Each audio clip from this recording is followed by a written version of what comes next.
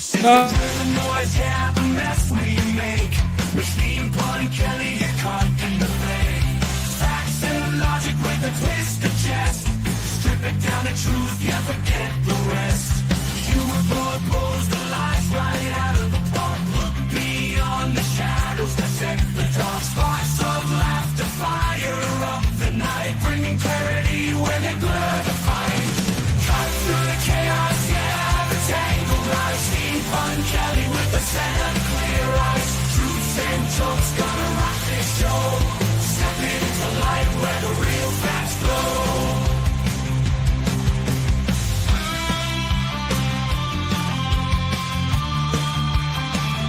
Step into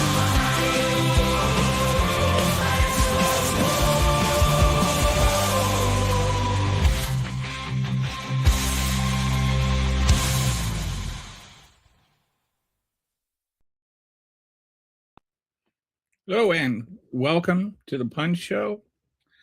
We are joined today, for now, with my good friend and moderator and production assistant. I don't know what else to call her. The great, the wonderful Resistance Kitty. The crowd goes wild. All right, so let's, whoops. We need sound effects. Oh, sound I effects. have decided we need sound effects. You need some sound effect buttons so we can press them, like the pa-da-pa or pa-da. Okay. All right. Let's try this. Media assets, I think it's in there. Okay. Muting. Okay. And the crowd goes wild. Woo! Yes, that's what I'm talking about. Kelly made a joke. Kelly made another joke. All right. So maybe we need to start using those more. I don't know.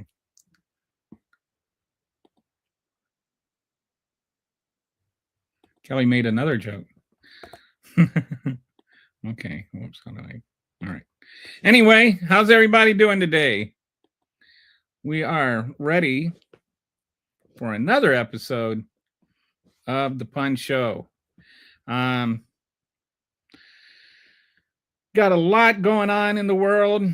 Right now, Donald Trump is pretending that he's bringing peace to Iran again. I saw Marco Rubio yesterday, and he was saying that they're hoping to get a deal with Iran. Did you hear what he said, Kitty? Sometimes they say things that are just so measurably stupid that it's really hard to believe that they would say it out loud in public. Marco Rubio said nobody's ever been able to get a deal done with Iran before.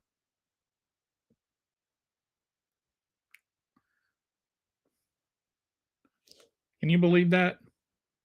He thinks he's the first at everything, and that's only because he never read anything in a history book or attended history class. That's what that's about. That's why he thinks that he's the first at everything. You know, the Obama shrugging meme. I posted that with that quote.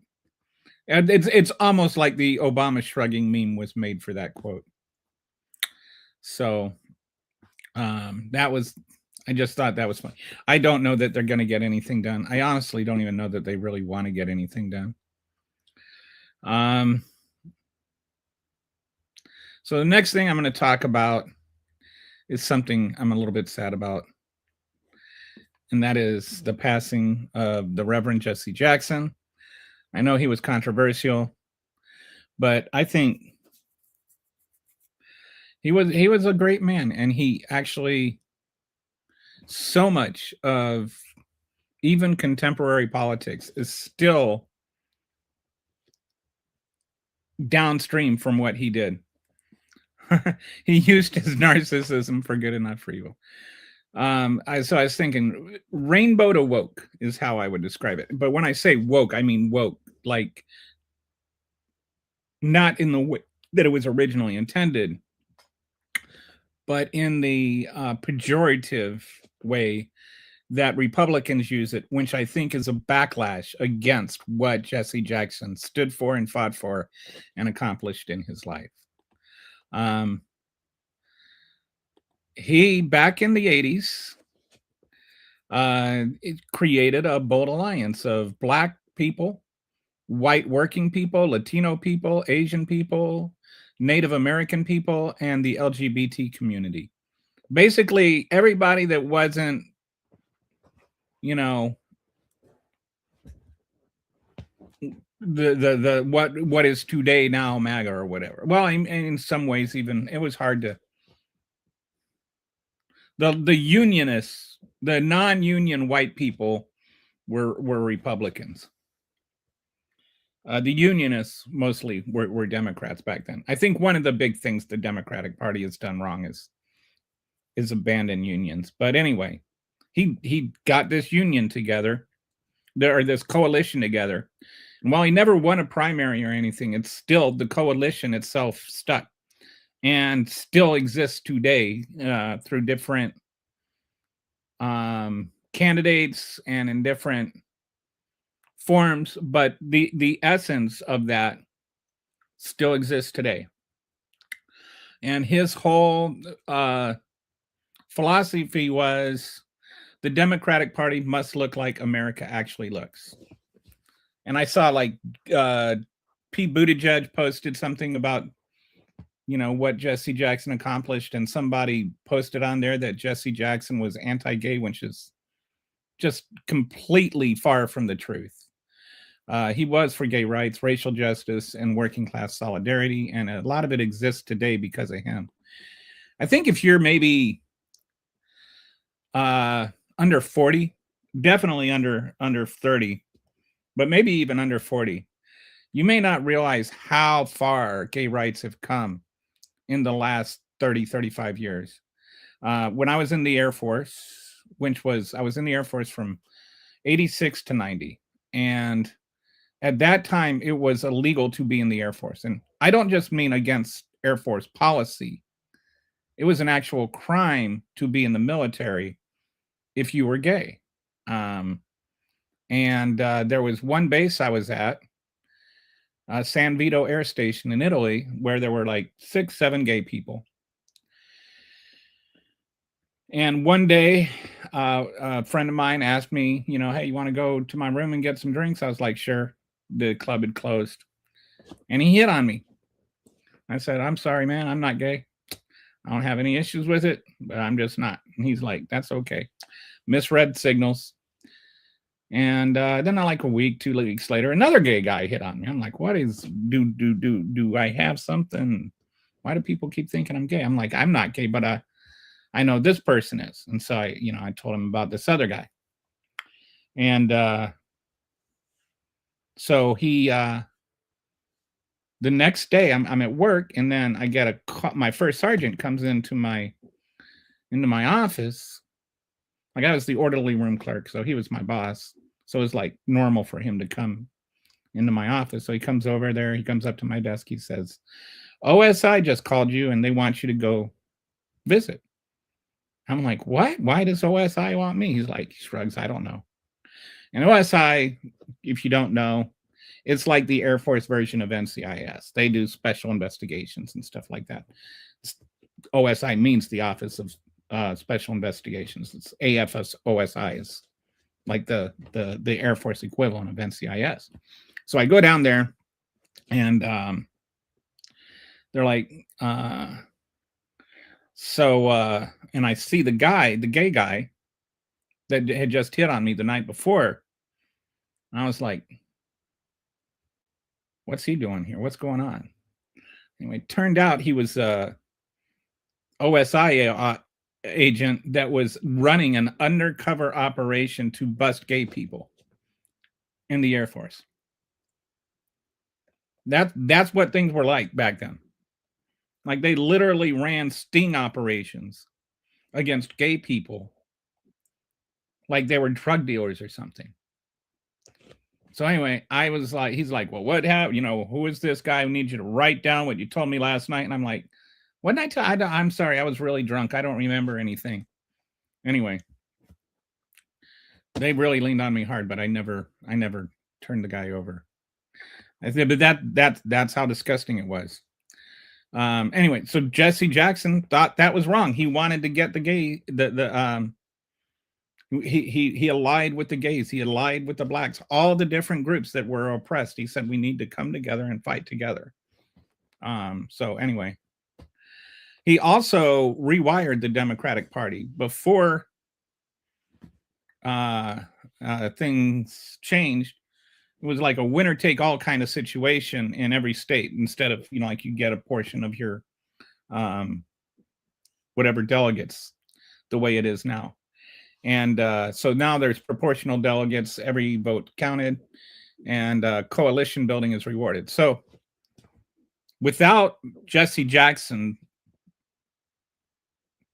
leading the Democratic Party into changing this so that it was, instead of winner take all delegates, they were proportioned out, Barack Obama never would have won the nomination in 2006 and 2008. There never would have been President Obama without a candidate, Jackson. That made 2008's Obama mission win possible.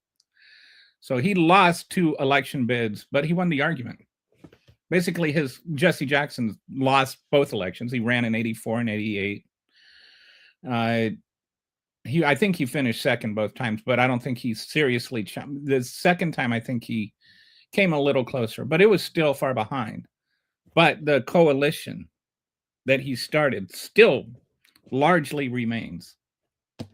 And I think, with the exception of the union white workers, the Democrats still win big in all of those things. And I think we need to do a lot to win back those union white workers and to reestablish unions.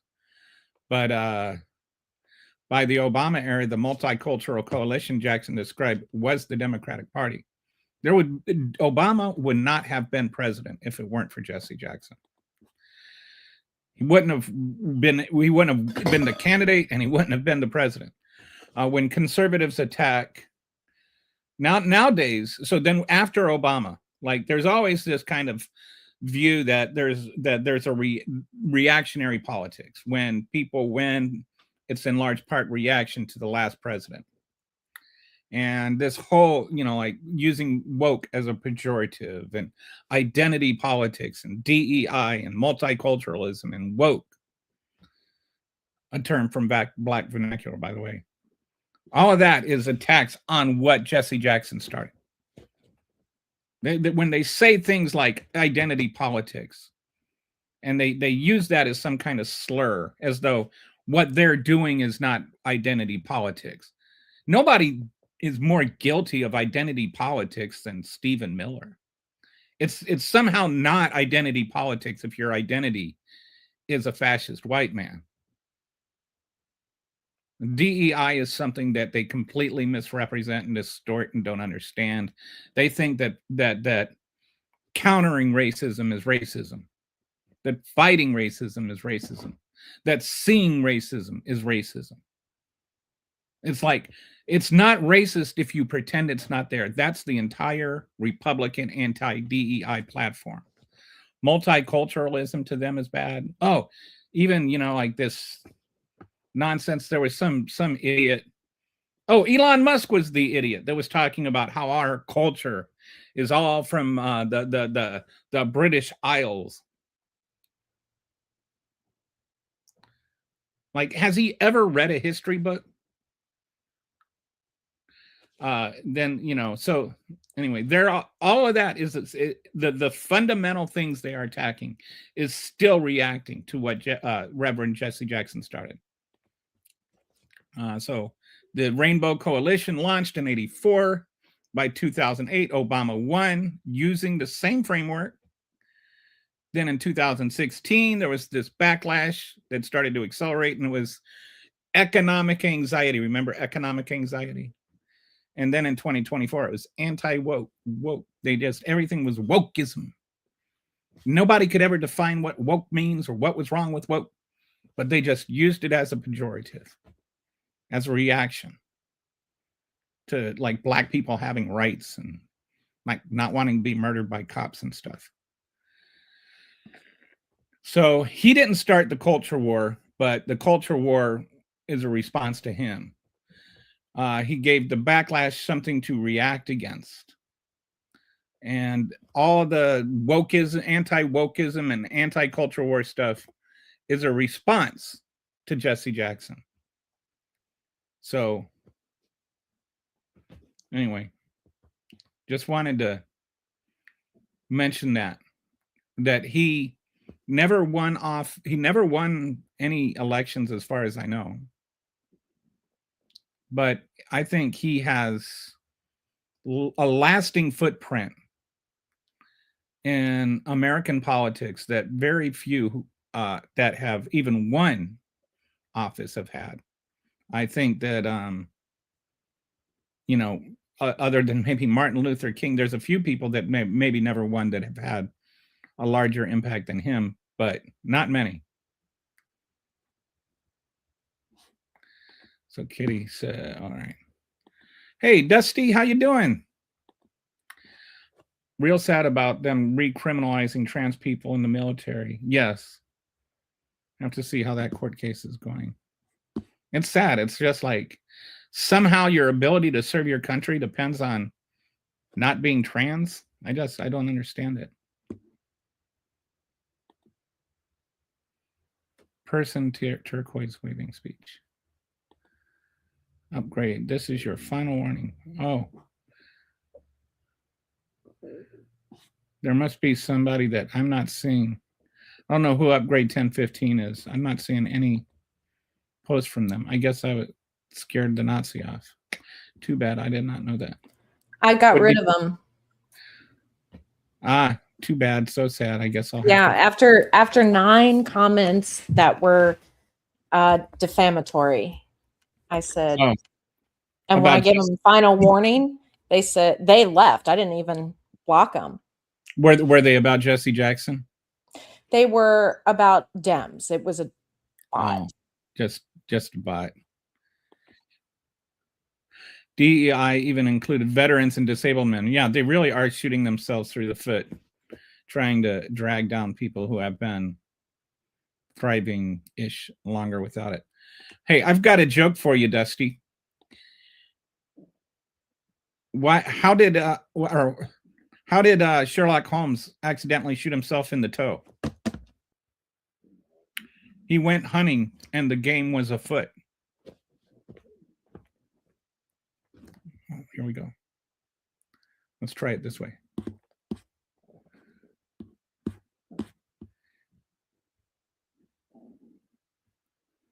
He went hunting and the game was afoot.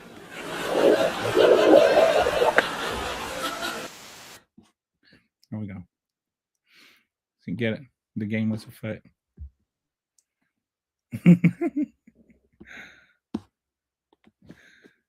Kitty's nonverbal reaction.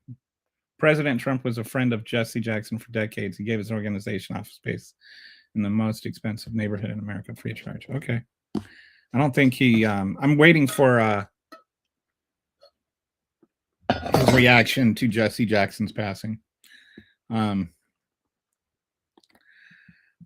okay. Get a bunch of compliments from a bunch of cool people on my walk. Roar. Ah, so she liked my joke. That's an original. That's a Kelly original. That's why they call me Machine Pun Kelly. Okay. John wants to make it seem like like President Trump was. We'll see. I wonder, has he responded? Let me see something. Let's ask Klein.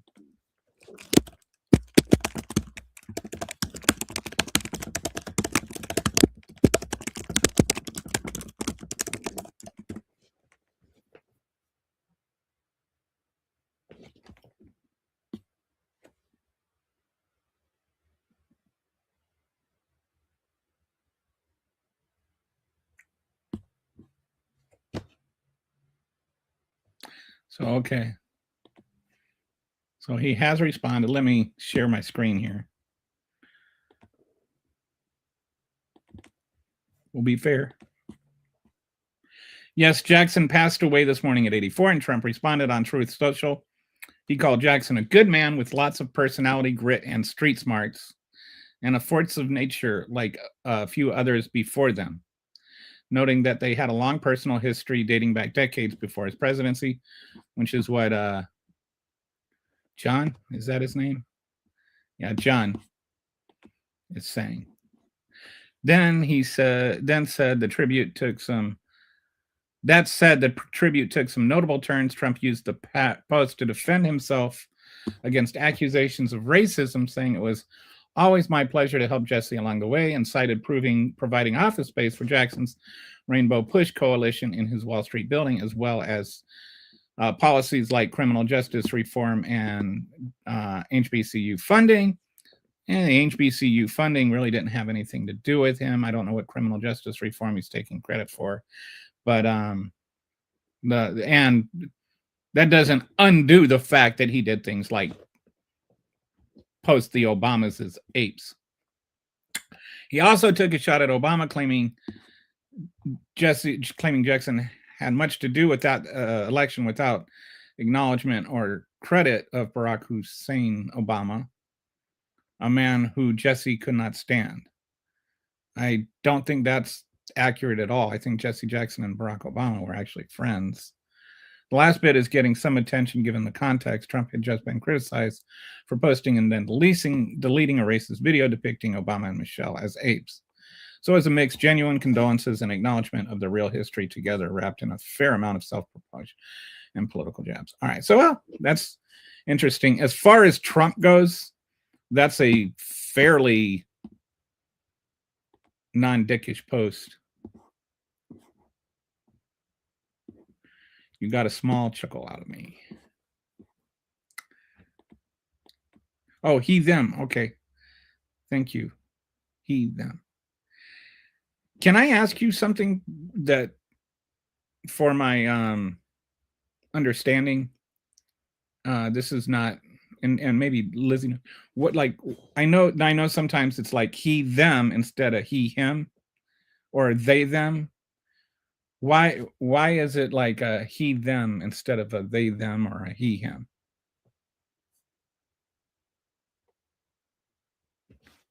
Your mic's not on. Sorry. It depends on the individual thoughts on it. No, I'm not criticizing. I'm just wondering, like, why. Yeah, just depends what the preferences are. I just respect. I try really hard to keep things fairly gender neutral as a them, they versus a he, she when I'm. As far as I'm concerned, just call people what they want to be called. There's like no reason to not call them that. But I also like to understand, you know, understand the person, like not just understand the reasoning, but like, so like, just a very fashionable guy. All right. They're not delusional, dude. You don't understand any of that. Like, Republicans seem to like just assume they innately understand everything, and they never read a book.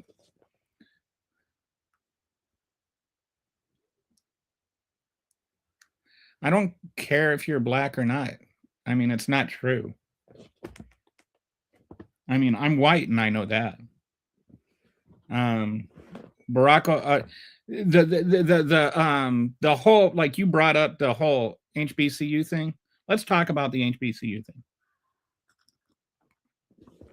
The HBCU thing was brought up before Donald Trump was ever even nominated president. He never pushed for it before it got passed. When it passed both houses of Congress with a veto-proof majority. The original author was a black woman Democrat. And when it passed both houses with a veto-proof majority. The original budget that Trump submitted actually had less money for it, but it still passed both houses of Congress with a veto-proof majority. And so he signed it because he couldn't prevent it no matter what he wanted. And then after he signed it, he took credit for it as though he championed the whole thing. You've got to understand there's a difference between things happening because you're president and things happening while you're president. This was something that happened while he was president. He didn't do anything. Them, he, him, I like zir too, but that's getting into new neo-pronouns that I don't really expect in casual conversations.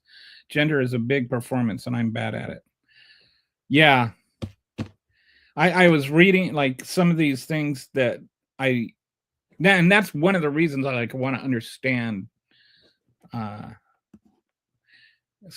like really understand trans people and trans, like the language, the identity language, because I feel like, especially with this, the language is really indicative of the people, and you know, like you have to understand the people. I used to, you know, I wouldn't say I was anti-trans, but I was trans ignorant, and so I would say a lot of ignorant things until I started to get to know trans people, and it's amazing. Like once you connect with people as people, how much that changes.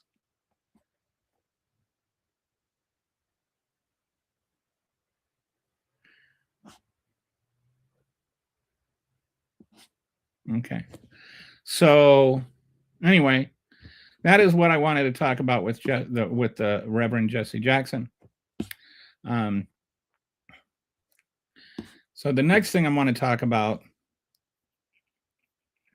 is let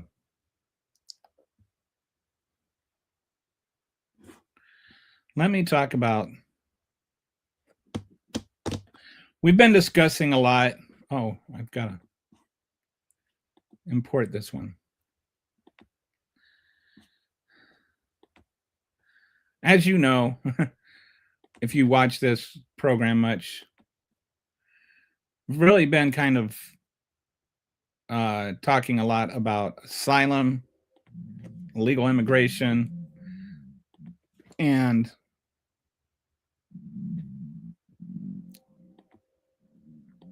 okay, let's try this again. Why didn't it?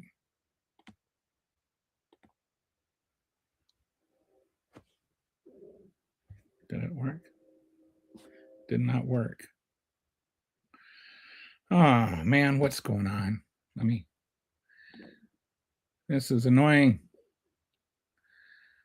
All right, let me try that. Let me see. I'm trying to import the slides and they're not working.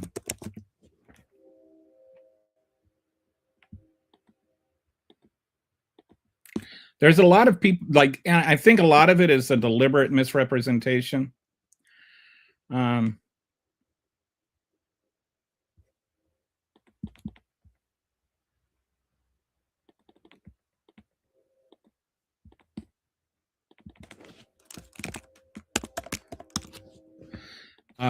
Are asylum seekers here legally or not?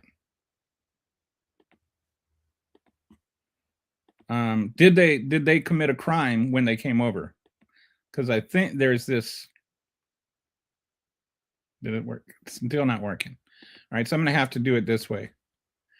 We're going to have to do this way. Share this tab instead. All right, can we? And then we're going to. Okay, are asylum seekers here illegally? Because I really feel like we need to clarify, what does being here illegally mean? We've got, and we'll go into this next, a whole bunch. Like right now, about 40 to 50% of all people that are being detained in these detention centers are seeking asylum. They're actual asylum seekers. The kid with the bunny hat and his dad, they're asylum seekers. They came here seeking asylum. They are not here. They didn't like try and sneak across the border and then they got caught. They're asylum seekers. And so then people will say, well, they still crossed the border illegally to seek asylum. So let's see what the law actually says about asylum seekers and whether or not they're actually here legal. Okay, so Trumpansies and Demoscenians are losing touch with reality and doing just as they are told by their masters to lure them into idiocracy. I don't know what all of that is.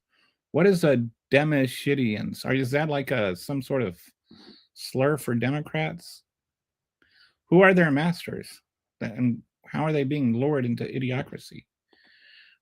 Kelly, there is a difference between being let in for fear of political asylum than just wanting to come in because you want better money. Yes, there is. But there is a legal process to determine which it is. Okay. And we'll talk about that. There is definitely, you know, asylum does not mean that you can just come in and just say, I want a job and, you know, I want a better life. And then you have to be let in.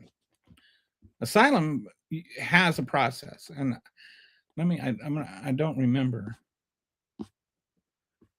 Okay.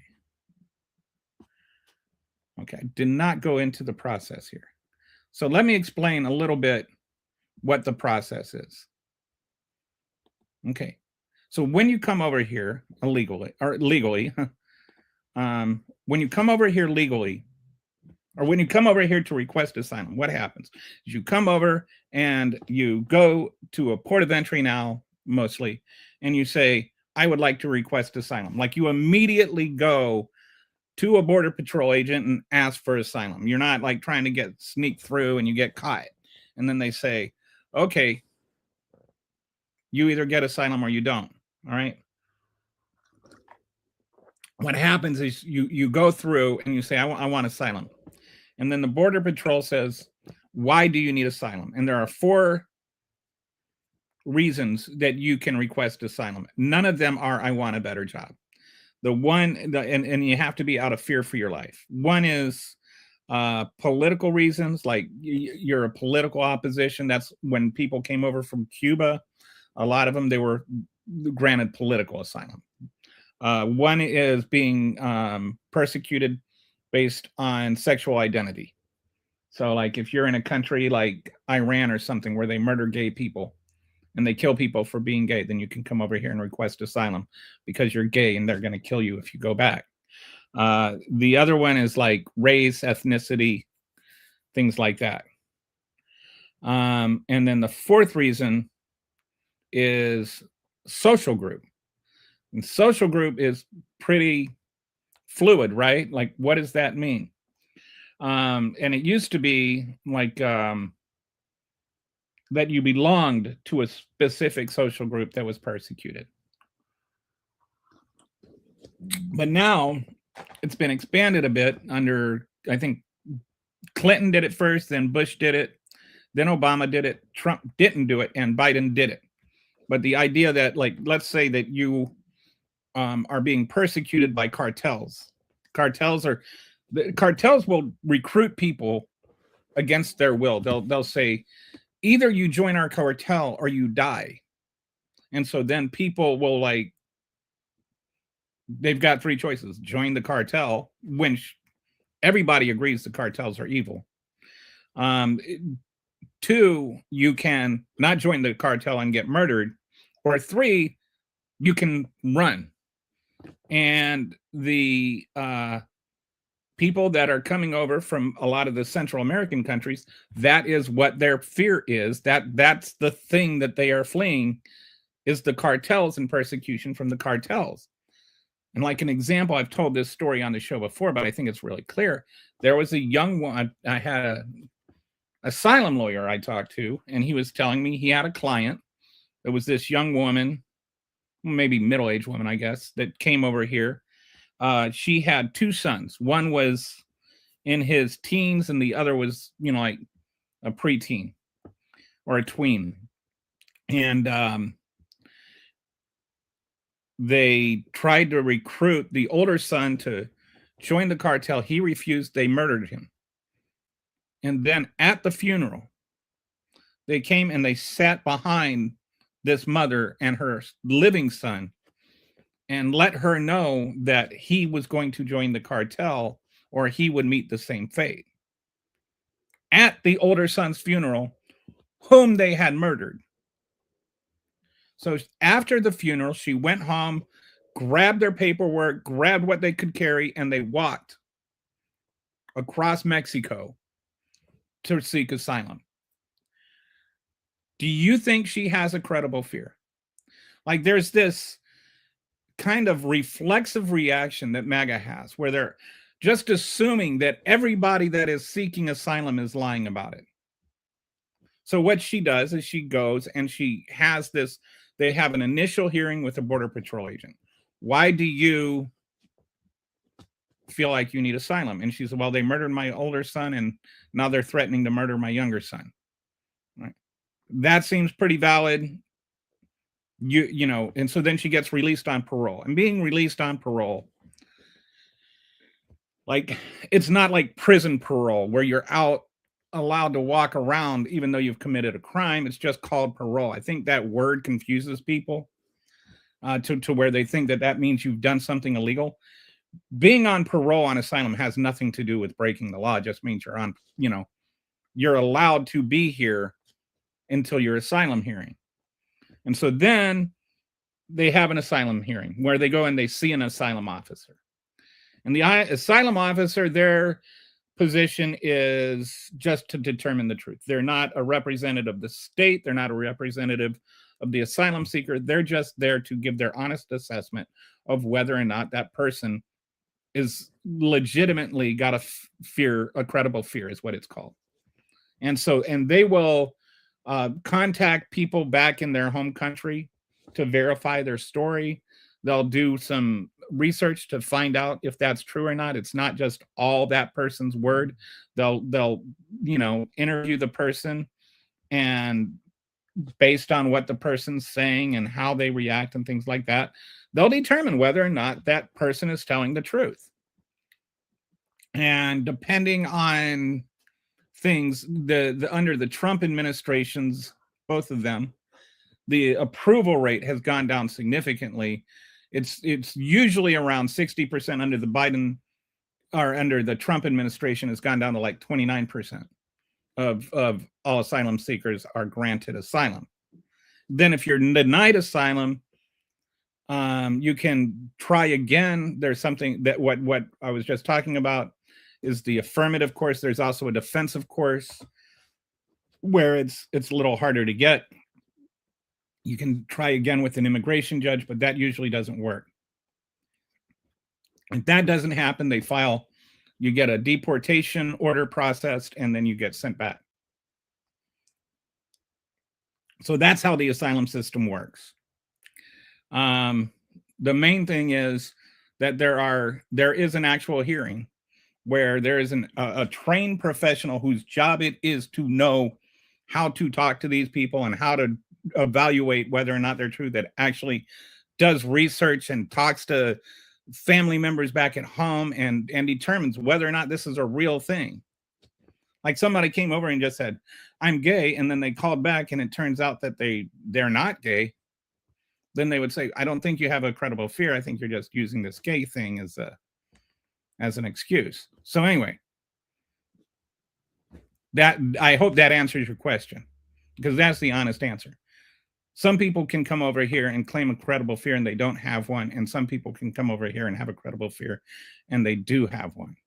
You don't want to just deny everything because sometimes people lie.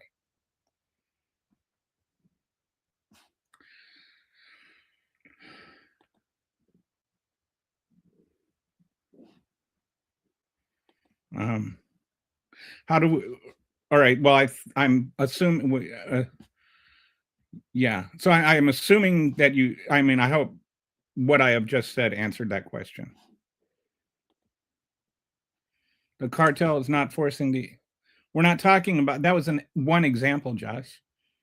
There are different people that are coming over here from different countries for different reasons.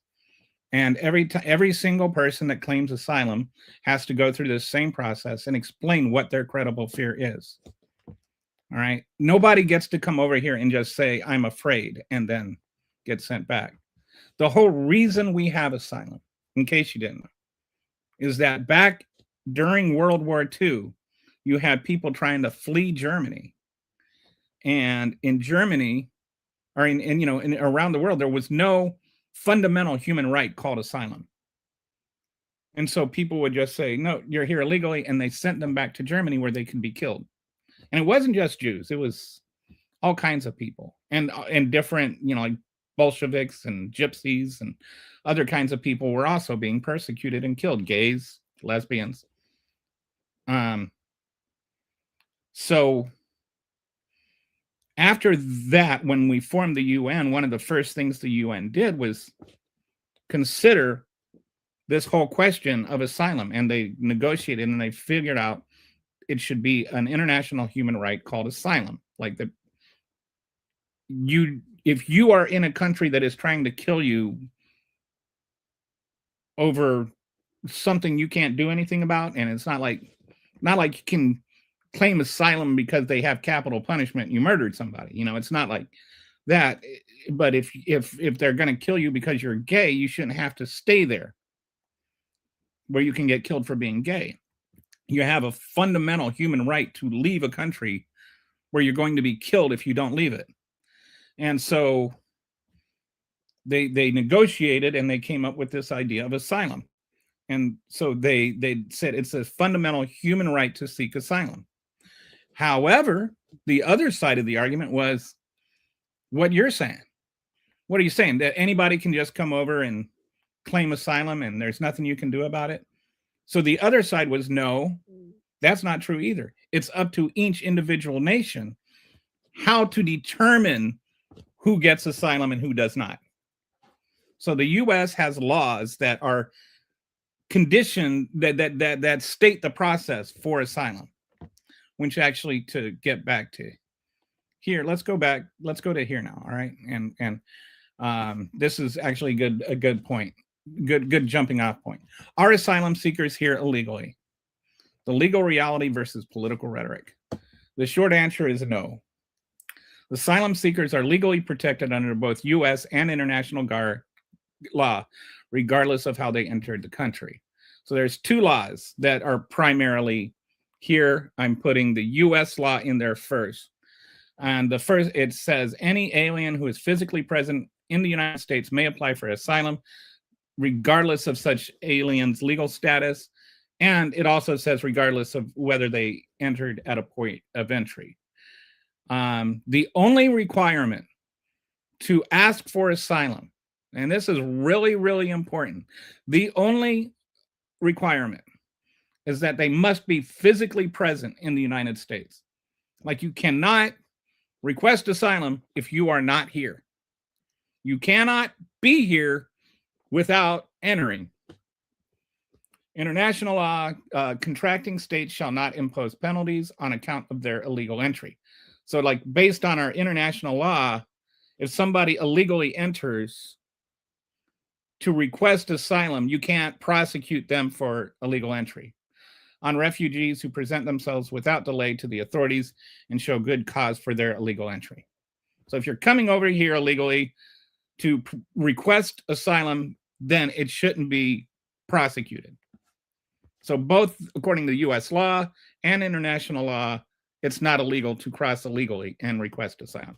This is a big thing that the Republicans do not really get right. So why does this exception exist? Why don't they just get a visa? Why don't they just do it the right way? Well, there's a reason. Your life is at stake, right? So the whole idea of waiting in line, it's like, if your house is on fire, you're not going to sit there and wait for the fire to say you have an ankle monitor and you're not allowed to leave your house and the house is on fire.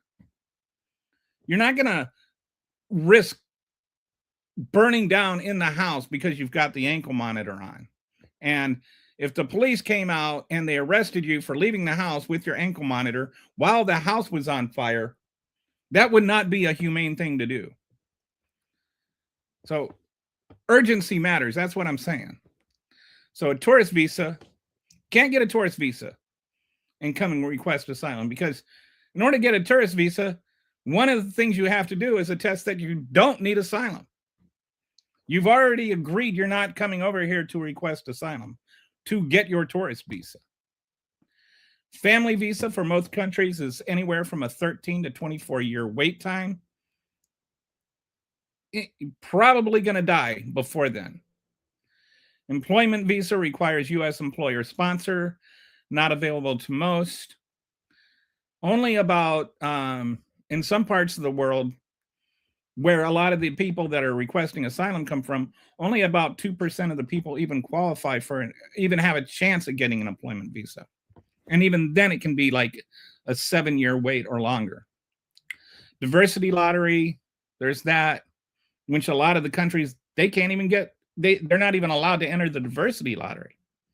And the odds are like 0.5%. Many persecuted countries excluded entirely. For people fleeing persecution, there is often no legal pathway. There's no legal way for them to come over legally and request asylum.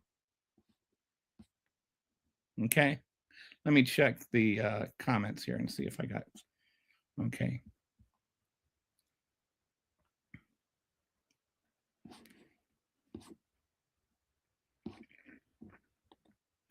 Fundamental human rights implies you didn't have to enforce it. It's not fundamental. It's, I don't know what that means.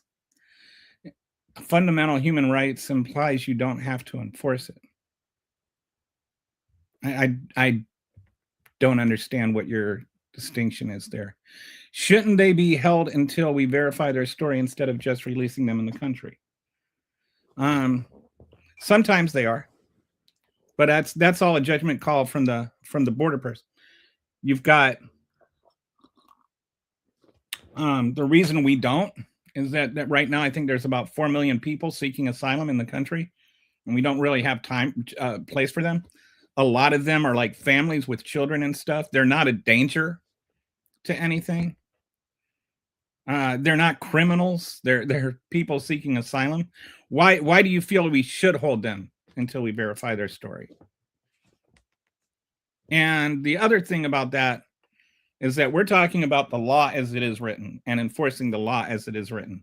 If you feel like we should verify them, then you should change the law, not just make it up as you go along. If that is not the law right now, then it should not be done. They are questioned. That they have an initial interview with a Border Patrol agent, and then that Border Patrol agent determines whether or not they're telling the truth. Then they have a more extensive one.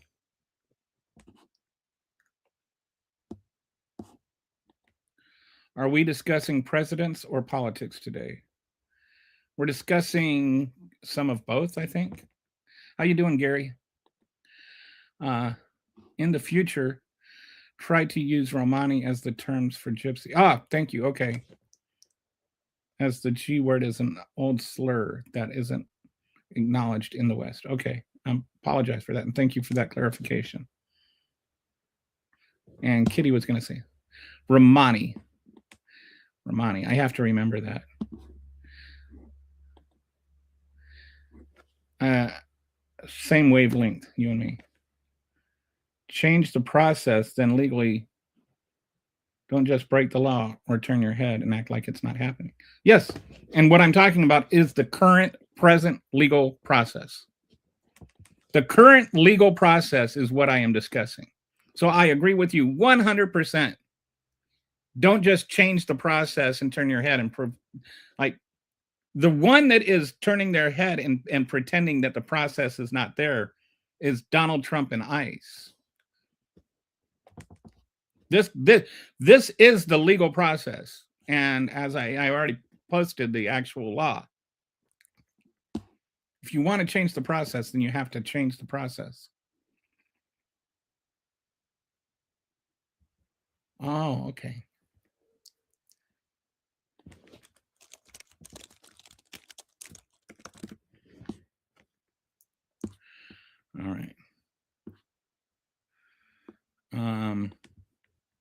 If you notice your comment disappearing, it's because Kitty is deleting racist comments, which I 100% approve of. So just We're trying a new method. Instead of just banning people, what I'm doing instead is I am removing the offensive comments. So if it's off topic, if it's not contributing, if they're attacking somebody, if they're using racist terms, things like that, they're just going away and seeing.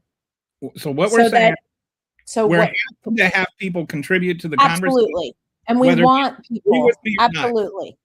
But But- we're not going to entertain misinformation or trash talk. There was somebody that kept going on and on about Mexico deporting Americans. So I went and I fact checked and I shared the fact check in the YouTube chat. And when they kept going on, I just kept deleting their comments and they went away. Real free speech lovers. Yes, we love free speech. Yeah, but this is I not- explained to them, News- this is not a democracy. This is a dictatorship in Yeah. here. Fox News does and not have we- me on TV, No, right? we Fox News choose doesn't the have information we me want people to on see TV. in our channel. Well, Kelly's channel. I'm just taking ownership because I work here.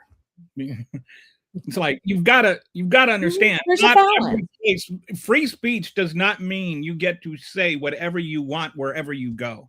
It doesn't mean that nobody else has, like, free speech means you can say whatever you want in my house or in your own house. It does not mean you can say whatever you want in my house. If you come in my house and start insulting my wife, then I can throw you out of the house. Mhm. That's what this is. This channel is my house.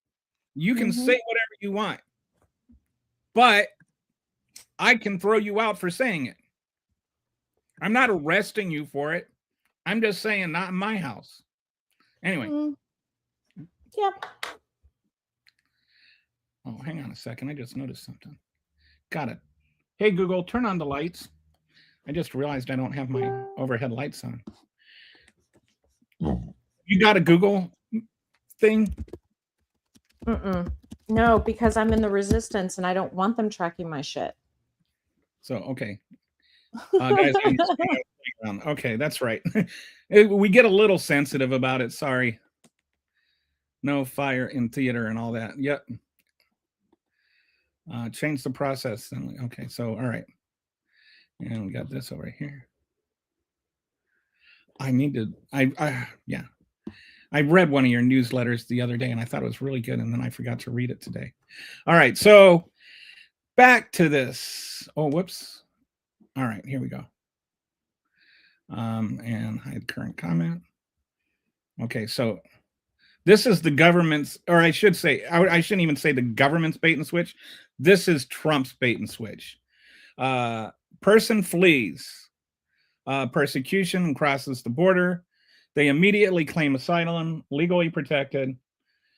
Government ignores asylum status. This is what they're doing now. They're just pretending if you came over here and requested asylum that you came over here illegally, then it calls them illegals based on crossing. So like the guy that had the son with the bunny hat came over here legally requesting asylum. The girl that died of dehydration because she was denied medical care while she was in one of these detention centers, they came over here legally. There are a lot of, right now, there's 70,000 people in detention right now. 40 to 50% of those, they don't give us the actual numbers, but about an estimated 40 to 50% of those are actually asylum seekers. Only 4% of them are actually charged with at all any serious crime. And they want to be, it's not like there's fear of them fleeing or something like that. And if there is, give them an ankle bracelet. It costs like 1% the same as putting them in a detention center. These detention centers are not, we'll go into this next. They're not designed to keep people from fleeing. They're designed to keep people, to make people renounce their asylum claim. Okay. So now let's go back here. All right. So real examples, Jacqueline Cal McQueen and father. I know I butchered that name. I'm sorry. They crossed the border, immediately presented to a border patrol, claimed following asylum. They were following the law. Government called them illegal and let the 7-year-old die of medical neglect. Isn't that? Did you hear about that one, Patsy? That is so sad. She died. Why did she have to die? And then there's this other program. This is the CHNV program recipients. This is the program that Obama started, that the Republicans hated, and that they completely misrepresented. There was all these issues about, oh, they're letting all these unvetted people come in illegally. And the U.S. government is sitting there paying the bill for them. And they're just coming over here to get free health care and all of this kind of stuff. So Obama went and Biden came up with a program called the CHNV. I think it's Cuba, Honduras, Nicaragua, and Venezuela, the 4 countries it applied to. And there was an app that you could go on this app and fill out a questionnaire and submit like some documents and stuff. And then you'd send them over, and then you would be pre-vetted. Before you ever came over here, you'd be pre-vetted.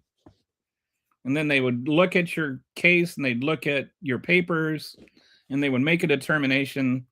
There's a good chance they're going to get asylum. So then you would get approved to come over on the CHNV program. And then you came over, and you had to fly over. And not only did you have to fly over, you had to pay for your own flight. You couldn't come, like the government did not fly you over. And you had to have a sponsor. You had to have somebody whose house you could stay at while you were here and stuff. So that there would be no burden on the government. And the Republicans started representing this as Biden sneaking people over in the dark of the night, sneaking over these unvetted illegals, which was just disgustingly unfair way to present it. Biden tried to satiate every demand of the Republicans, and they just dishonestly, morosely misrepresented what he was doing. Now, Donald Trump has just decided that these 530,000 recipients, he's just renounced the whole program. It doesn't count anymore. And there's principal, what is it? Post facto something or other.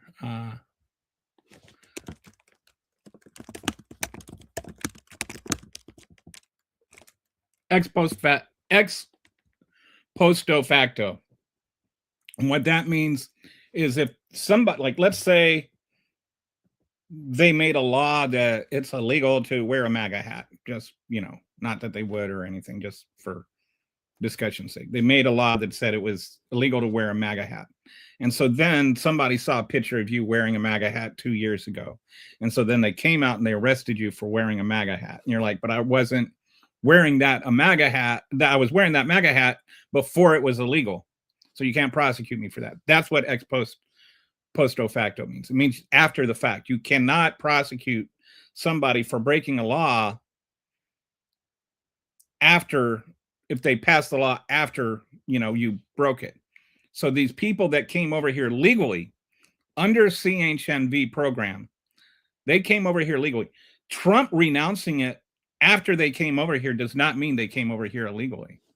It just means he canceled their legal status. That's actually not just, people, well, that doesn't apply because they're not citizens, which is sort of just completely avoiding the moral framework of the whole issue. You making, like, it's just, you're defending what is innately immoral and it's also unconstitutional, and you're also wrong about the constitutional aspect of the argument. But all of that aside, it's also just an asshole move. Don't be an asshole. You don't have to be an asshole. All right. All right. So John says my question or statement is not being racist. It's a reason why they should. Nobody's saying, but why should they be held? They're just running for their lives. Like if a people come over and so like a 4-year-old boy, an infant, they should be held. Why should they be held? What is the reasoning behind holding them? They do a pre-screening before they put people on parole. People that are, don't have a criminal record, they do a criminal background check. People that don't have a criminal record get pre-screened before they go out. There's like a 3-day period before they go out with the initial Border Patrol thing. So it's not like they're just let loose into society. They do a background check. Then they verify the story to see if they get asylum. But why should they be held? What is the benefit to that? It's a huge cost to the American taxpayer. And what is the infant going to go out and like steal another baby's bottle or something? Sorry, I'm trying to have us put our minds together in solutionism, as this reads more like a diatribe of personal grudges. I don't know what you mean. I don't like what are you talking about? What I'm saying, or are you talking? I don't have any I'm just talking about what asylum is. Biden was trying to do the right thing. I hope they aren't, but I'm pretty certain they are using that data for ICE. I wouldn't be surprised. You can't say what the intentions of a third party are as a fact. I don't understand what your point is. I would love to address your point. I just don't understand what it is. I swear it's like people want to be oppressed. No, I won't do anything about it because my little tum-tum hurts. You can't grandfather in enforcement. Roger. So he's talking to Roger, whoever. But was Roger gone? Is Roger's comments gone? I may be, okay, I think what the total amount of people that actually filed for asylum. Okay, while Obama was president, I think it was about 4 million people requested asylum. There's also a huge backlog. Out of those, I don't know how many were granted parole. Yeah, Kitty? Oh, you got... I sent you a link in the private chat that discusses how many, so that we can, rather than guess. How many people seek asylum in the U.S.? Over the past decades, Chinese nationals made up the largest group of asylum seekers from any country. Asylum seekers play a role. Okay, what is asylum? Okay, so how many asylum seekers entered the U.S.? Between 1990 and 2021, the U.S. admitted 760,950 asylum seekers into the country. In 2020 alone, the U.S. admitted 17,692 asylees, a 42.9%. So this seems to be a little bit... Okay, here we go. Yeah, there was a drop during the pandemic because we remain in Mexico or because of the...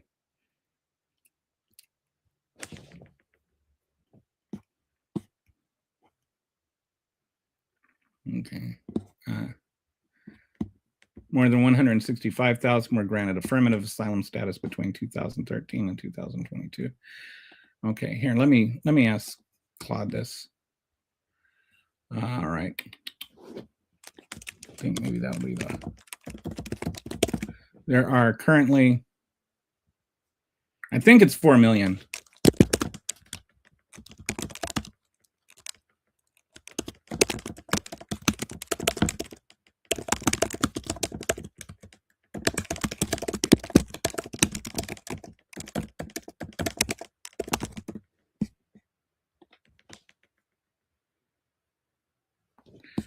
All right, we'll see.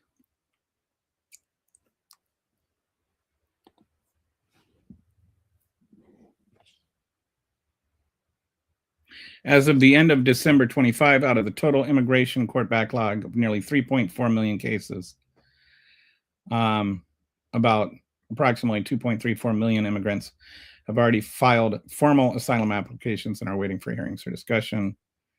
About 1.45 million affirmative asylum applications and 1.48 million defensive asylum applications. You can also get file for a defensive, like if you were trying to sneak around Border Patrol and you got caught, if you've been here less than a year, you can apply for a defensive asylum. That is harder to get, but that's the law. And I'm just saying, I'm not even trying to like say the law is good or bad or whatever. I'm saying that's what the law is. And if there are issues with the law, then change the law. Don't just change, don't just enforce it differently because you don't like it.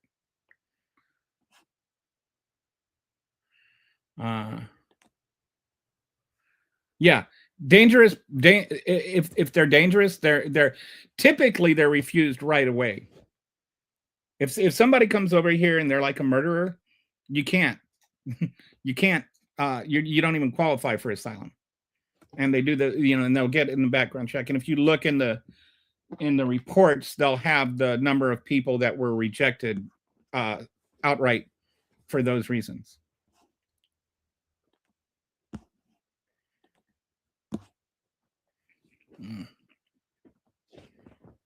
Sorry.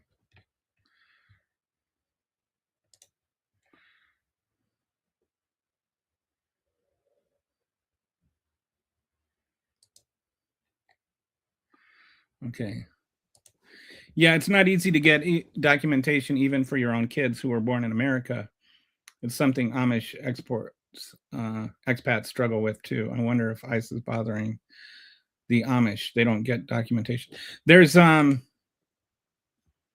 that's usually like if you're fleeing for your life, you're usually not able to grab up all your personal documents beforehand. I mean, like there are people that are literally fleeing for their life. I mean, that's the main thing. I know that Fox News tries to represent it as all of these people, every single one of them is just sneaking over here to get a better life. But that's why we have a system to find out, to screen out the people that actually are really seeking asylum and those who are just seeking to get a, live in the United States. Do the Amish have a large known criminal contingent, let alone Mennonites or Hutterites? Well, the Amish don't really need I think he's referring to when Amish go to other countries, not when they come to the US. The Amish have I know like a lot of Mennonites and stuff. There's it's kind of a hang on one second.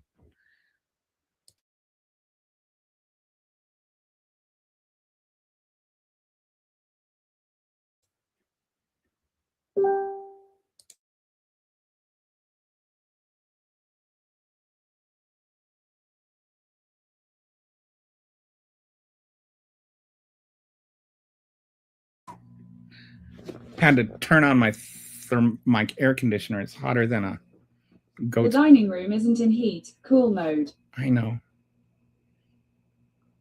All right. Are you back to normal? All right. Sorry for that distraction. So anyway, like they go to other countries and stuff. So I think they're referring to like when they need their birth certificates, and maybe it also has to do with the VRA. Or not the VRA, the SAVE Act. I don't care if it's coming from a Democrat, left or right or whatever.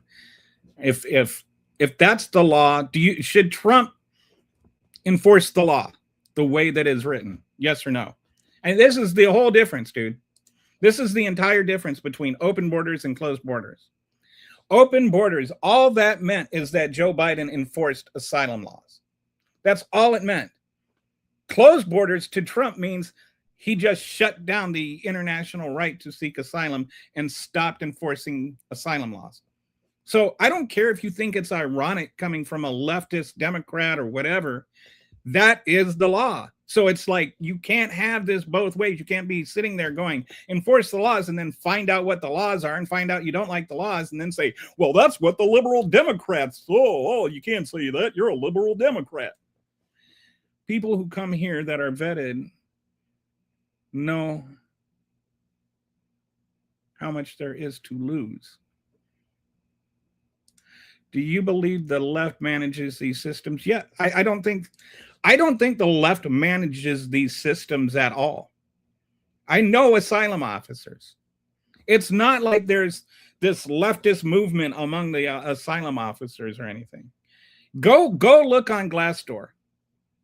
You want to see the most unhappy group of workers in the, like, what? Look at the job reviews. The asylum officers right now, they hate their jobs because it's terrible the way the Trump administration treats them. But I think that we need to take the politics out of seeking asylum. Let me just ask you, can you answer this question? I would love for you. If somebody is in a country where they can be murdered because of their religion or because of their sexuality or because of their politics, because they don't want to join a cartel, do they have a right to leave? Yes or no? And can you answer that question? Off topic, there's actually a lot of crimes that happen in Amish community, mostly domestic abuse. Any isolated, yeah, that's true too. By the way, have you ever seen, if you've never seen Banshee, it's this show on HBO. That was a good show. They had some Amish crime people there. It was pretty cool. They have leadership appointed with each new. This is not really true. The asylum offices are really apolitical. But what happened in Bush's, or under Trump 1, is they ended up chasing out a lot of asylum officers and replacing them with Border Patrol agents who didn't even know what the policies were, how they were supposed to work. Due to the suicidal empathy, like, have your good intentions, the path is not. I don't know what. Do you know what that means? I'm sorry, I don't know what that means. Yeah. Banshee is a cool show. It's a cool show. If you like fight scenes, like awesome fight scenes and stuff, then Banshee is a good show. Speaking of awesome fight scenes, if you didn't watch, I don't know if anybody cares about these things, but Night of the Seven Kingdoms is like restored back to first few seasons of Game of Thrones greatness. Like it is really, really good, and one of the best fight scenes in cinematic history is on the last episode. No spoilers. Okay. All right. So now let's go back to this. Okay. Okay, so go back to here. All right, so what do the courts say in Sales versus INS? Asylum seekers who enter legally are still entitled to full asylum hearings. So again, this is just talking about the actual laws and all of that stuff for the people that think that we should enforce the laws as they actually are. Illegal entry shouldn't be held against asylum seekers since they often have no choice. The Cardozo of Fonseca, the refugee definition and asylum protection are humanitarian, not criminal law. U.S. courts have consistently ruled that asylum seekers are legally protected. And one of the things that I find fascinating, I don't know if you will or not, but you know who the one of the biggest advocates for that would side with the asylums and fund their legal cases in all of these courts, like the main advocate for them. Do you know who it was, Patsy? Because you're a smart person. The Lutheran Church used to be like really, really, really into defending asylum laws. Like, you know, nowadays it's like somehow anti-Christian if you are pro-asylum. But the Christian church actually did a lot to fight for asylum laws back in the 90s. Illegal as a weapon versus the actual political rhetoric. It is protected under U.S. law. It's protected under international law. You're entitled to hearings and due process, and you cannot be removed until your claims are heard, according to the law. Political rhetoric, they broke the law. They're illegal aliens. They should have come legally, which, you know. Anyway, criminals and invaders. The bottom line, asylum seekers are not here illegally. They are legally protected under both U.S. and international law. And the illegal label is political propaganda designed to justify cruelty toward people seeking protection. Don't let them lie to you about the law. So that I wanted to talk about asylum and what it actually means, because the next thing I want to walk through is the detention centers and the people that are being held illegally in detention.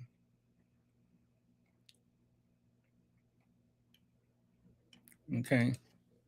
People should be free to seek protection from their own government and appeal to foreign governments when their domestic government fails them. That said, citizens should be free from the burden and criminality. Okay, but what burden and what criminality are you referring to? So like the 530,000, where they were vetted before they came here. They came here, they paid for themselves, and they had to have a sponsor. These 530 statuses that Donald Trump just decided he was going to cancel. There is no criminality and there is no burden.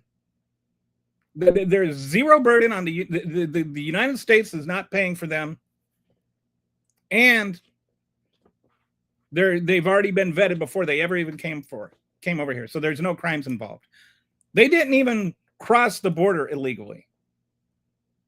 So what criminality are you talking about? What, like, can you say that Donald Trump was wrong to cancel their thing?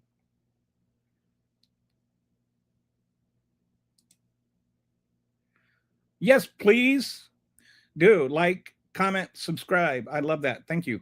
Yes, especially the like, the comment, and the subscribe. Good, succinct comment. But what do they present? Like, if somebody comes over here, and this is, you know, the first 6 months, they're not allowed to work. They have to be here 6 months before they're allowed to work. So they need to have some way to, like, eat. So there are some places that have laws that, you know, they have to be put up somewhere.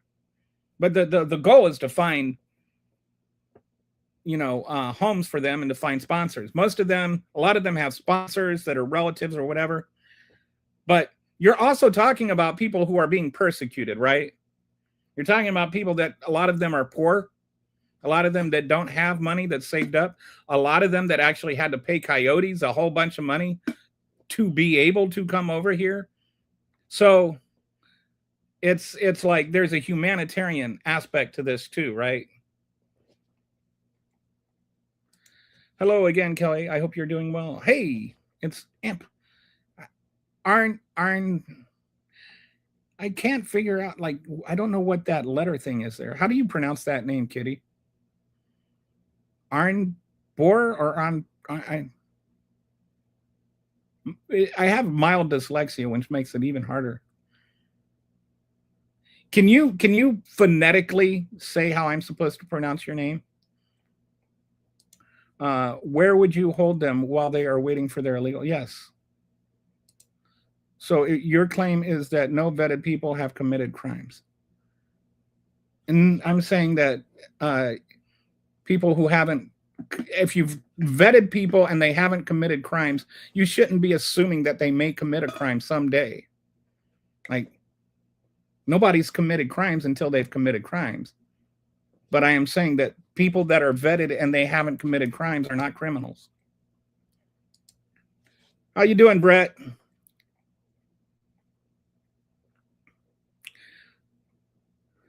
So Brett, we have sort of modified our modification, our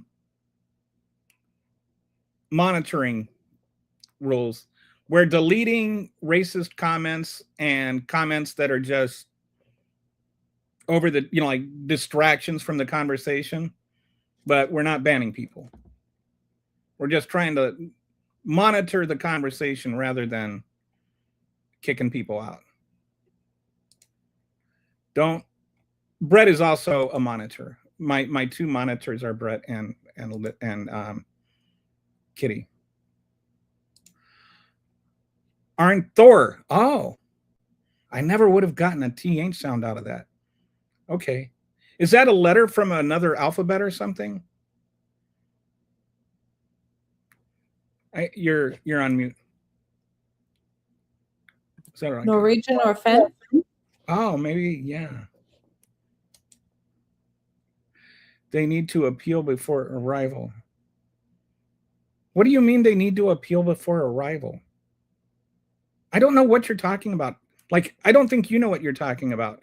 Read the actual laws. If you want to change the laws, then change the laws. But they can't appeal before they arrive because they can't apply until they're here. How do you do that? How can you appeal before you leave if you can't apply until you're here?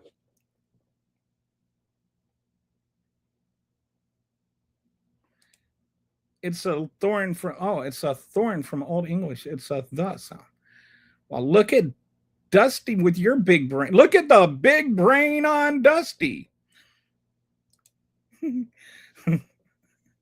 I love that. I love that movie. I'll answer the question. It's hard for both sides. I don't know what question. What question did I not answer? Did I? Where's okay. Where should we hold? Oh yeah, that's a good question. Where do we have right now? There's, what do we say, about 4 million asylum seekers? Where are we going to hold for that? Like, and we've got 4 points, why don't we just put ankle monitors on them if you're really worried about, like if they're not dangerous, just put ankle monitors on them.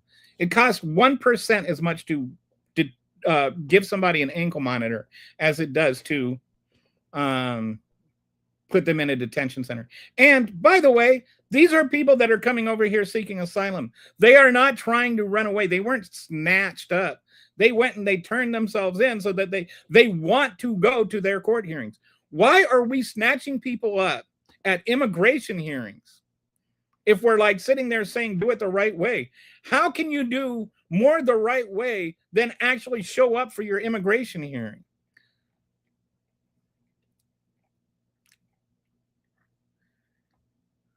Like, hey, Skippy, I'm sorry you missed the Jesse Jackson part because I think you would have appreciated it. I was talking, as I was doing this, I was thinking about how like the 80s and 90s, the Jesse Jackson and the Rainbow Coalition kind of set up the current Democratic Party coalition, right? And then the other side of that was your boy, Pat Robertson, and how he was like pre-Trump. He was MAGA before MAGA was cool. And so anyway, I was just thinking about that today. Like Jesse Jackson versus Pat Robertson is now like that conversation they started is still going on.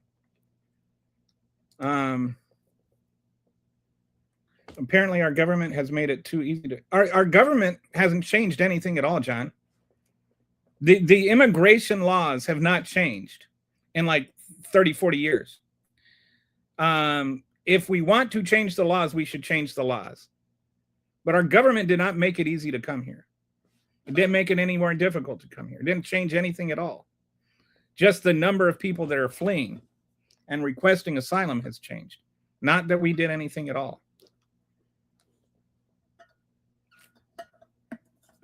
I don't ever remember voting on an immigration law. And this is, you have a really good point. The last major immigration reform, I think, was in 1986. It was under Reagan. And right now our immigration laws are just completely outdated and completely messed up. And you've heard me probably before. We really, really have changed everything. We really need to change everything. We need new immigration laws. There is no internet in this world. When Joe Biden used the internet, Republicans complained about it. Like I was saying, the 530,000, how do you think that they applied before they came over here? Again, the 530,000, I want you to like really think about this. 530,000 people applied before they came over here. They had their status reviewed. They were got a conditional acceptance to come over here. They paid for themselves to come over here. They had sponsors once they came over here where they could stay. All right. So all of the things that you're worried about, the criminal status and, you know, having to support them and applying before they came over here, all of your conditions were met with those 530,000. Was Donald Trump wrong to revoke their status? Yes or no?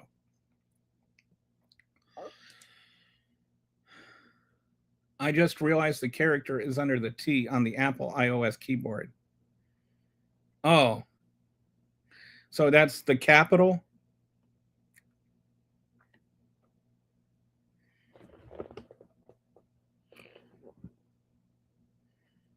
Interesting.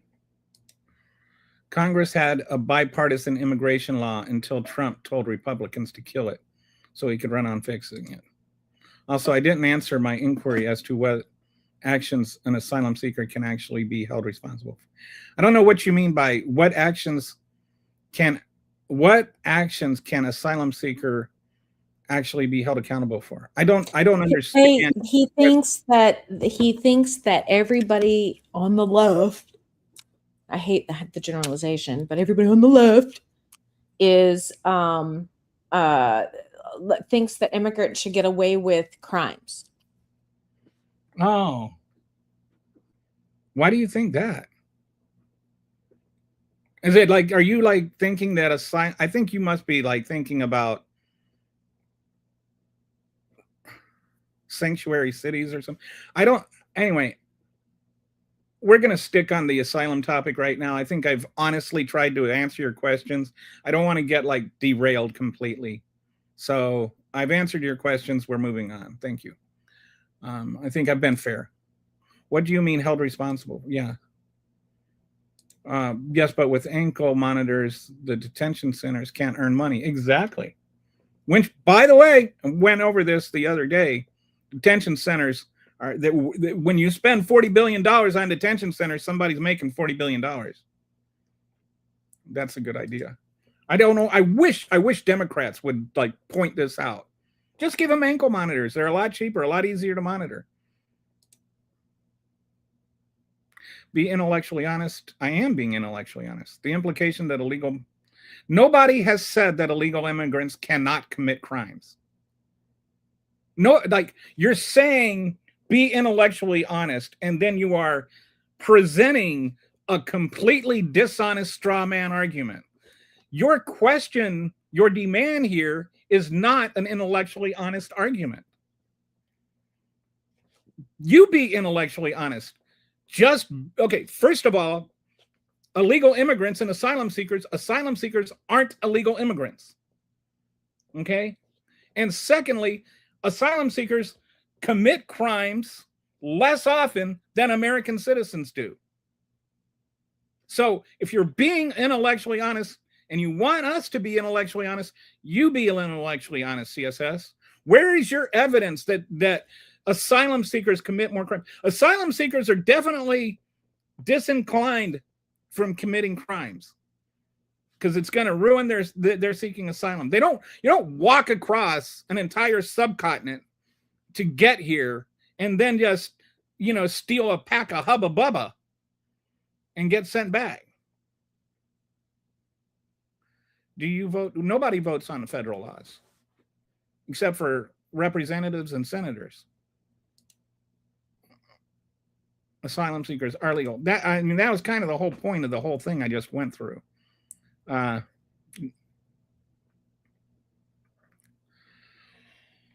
Okay, so with all of that, do you want a sticker taco truck? So was taco trucks this anyway? MAGA doesn't want comprehensive border policy. They want to deport everyone not born here. All right, so now I wanted to go through that because I think it's very relevant and pertinent to this whole thing. But before I go into the next thing, I'm going to just take a short intermission here. I'm going to pitch something. All right. At my peak, I was 220 pounds. And this morning, I hit 159. And I've done this without like any calorie counting or keto or eliminating food groups or anything like that. I've done two things. I just eliminated like really, really processed foods. I'll open a can of tomatoes.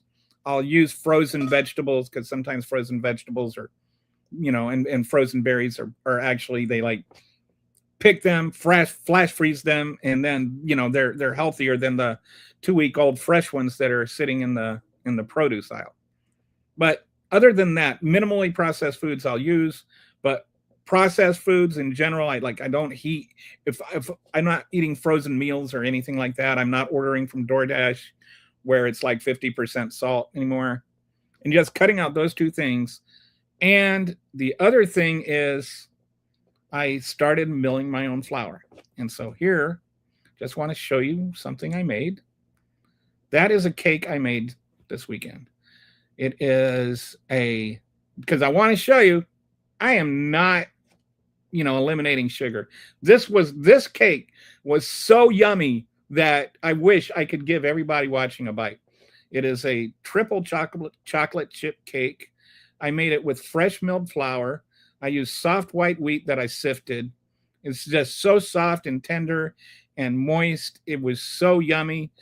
And the other thing I made is, I don't know if you've ever heard of trenchers, but back in the Middle Ages, they would make these meals, one of the most common meals were called trenchers, and they were sourdough bread that would double as a plate.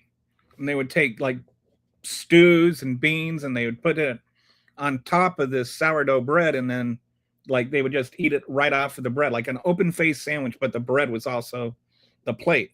And so I made this intentionally stout sourdough bread out of hard red wheat and hard white wheat. And then I also got some dry beans. I made my own barbecue, my own smoked baked beans. I put them on the smoker for a few hours along with some smoked sausage. This was so good. Like, I was not expecting it, but the molasses in the beans and the sourdough flavor in the bread it gave me like a sweet and sour impact that I was not anticipating. It was so good. So like, you can eat.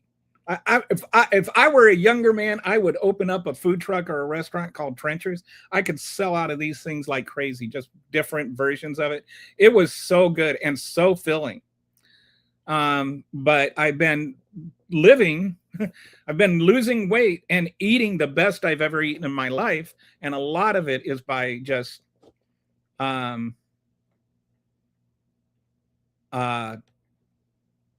eating this, using fresh milled flour. So I want to share with you this one thing. I'm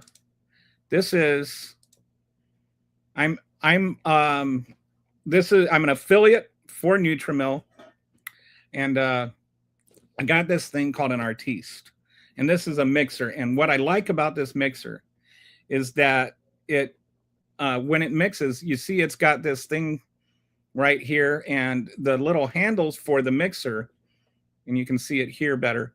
It doesn't, like with a KitchenAid or something, it kind of just beats on the dough to knead it. This kind of comes up and under the bread, and it kneads it, and it's designed to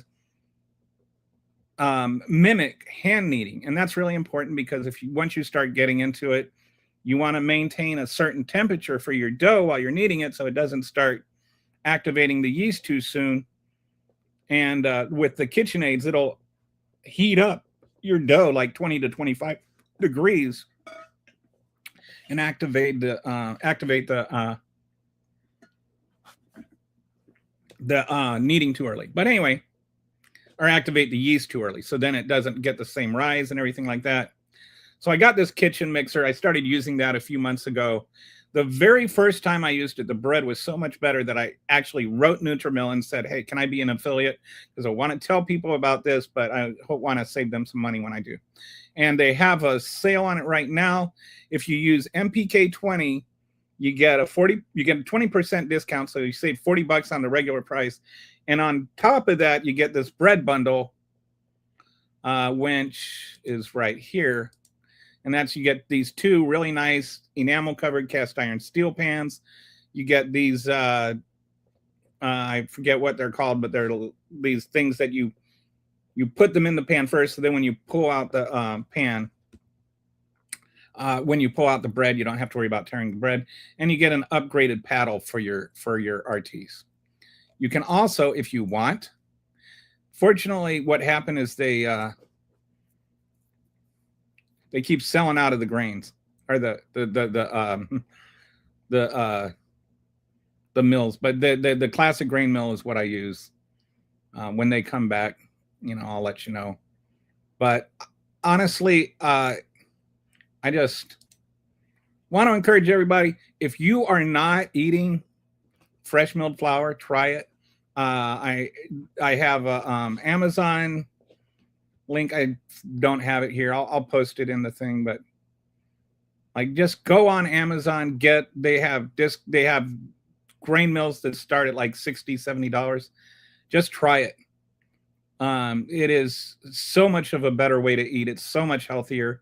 I'm not lying, I had diarrhea about 4 or 5 times a week for about 20 years. And I tried all kinds of things. I had like multiple colonoscopies. I had multiple endoscopies.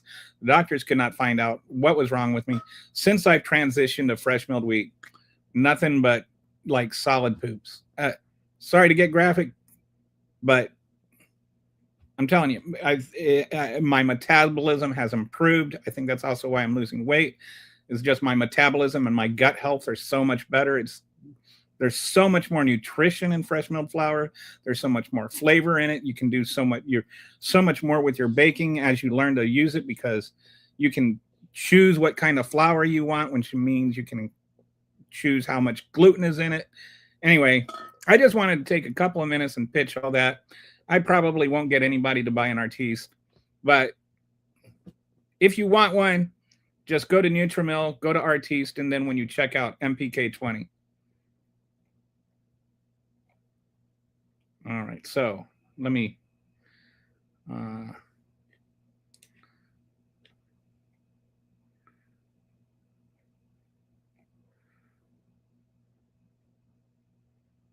you could hollow the bread out to put stew in it. Yeah, I think that's the way I was supposed to do it, but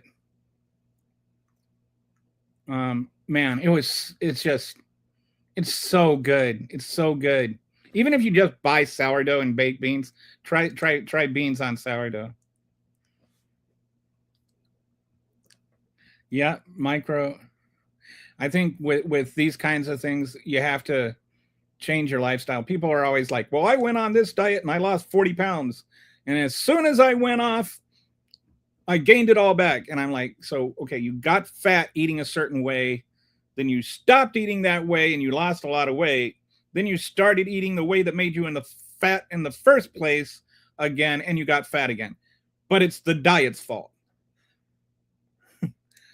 That cake, I'm telling you, I really wish I could give you a bite of that cake. That cake, here's the secret to chocolate cake.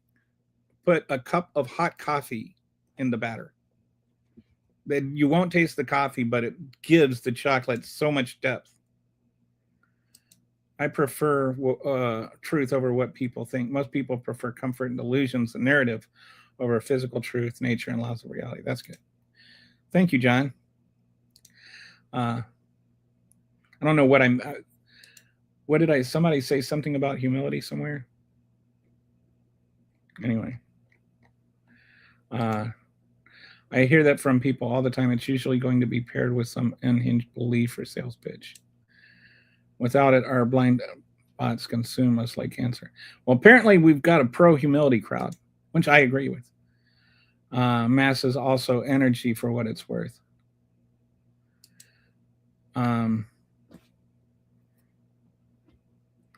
Thor ever figured out how a toaster works? By the way, I already know the answer to my own question. Does that machine make humble pie? I don't know. I don't think that it does. Because I don't think that humble pie mixes.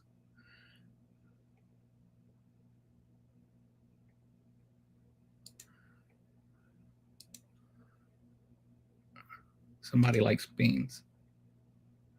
All kinds of beans. Beans, like I love different cultures. I love different foods. I love experimenting. I think almost every culture in like the history of mankind has had some kind of amazing food involving beans. Beans, they're good for your heart. The more you eat, the more you fart. Okay, you don't have to out yourself with all your trading comment and then get defensive about it. I have an entire bottle of instant coffee for baking. Beans, they make you fart. Beans, the magical fruit. The more you toot, the better you feel. So let's have beans for every meal. And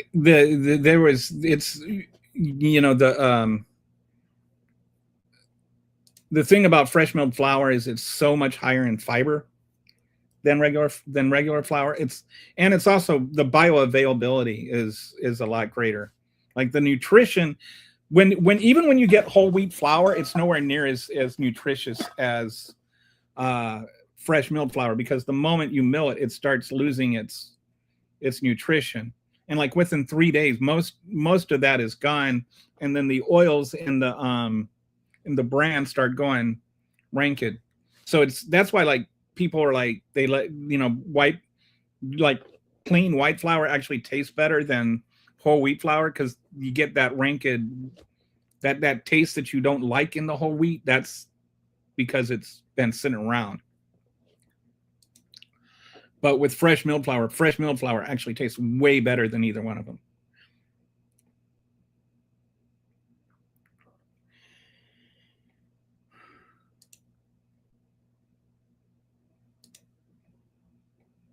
Black bean. Oh, Dusty, I make something I call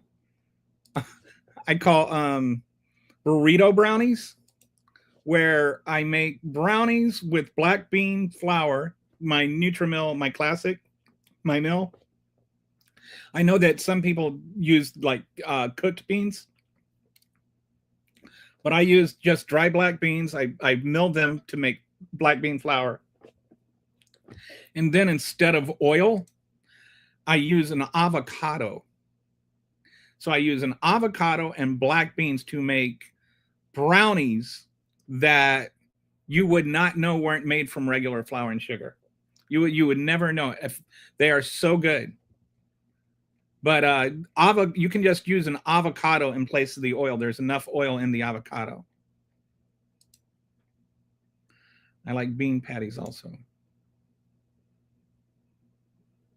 Bro, I don't know. This word, it seems like a food.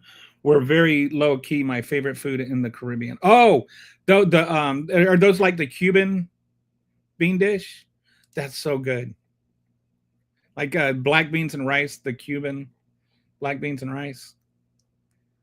Avocado oil also has a very high, it has a high smoke point, I think is what you mean. But yeah, I use avocado oil for like, especially like when I'm cooking in my cast iron, because it's got such a high smoke point.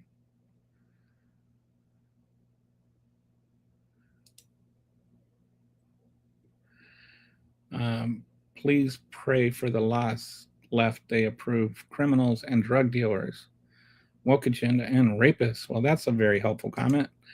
Rice and beans. Ad hominem is always the last vestige of a losing argument. I've disagreed with most perspectives here, but this is the foundation of civics and civility. With the other end, it's give a better. Yeah, I agree. I think if we disagree respectfully, we will eventually agree. As long as we keep things to facts, and I will change my mind if somebody gives me an objective argument that's reasonable. And there's been a couple of times on this show where people have corrected me, and I've switched. All right. All right. So, all right. There we go. So anyway, if you want to get the Artiste MPK20, and don't forget to add on the free baking kit with it. But regardless, I encourage everybody to start working with fresh milled flour. It is a game changer, both for your health and for your taste buds. All right, so now we're going to go into the next thing I wanted to talk about, which I've mentioned this before.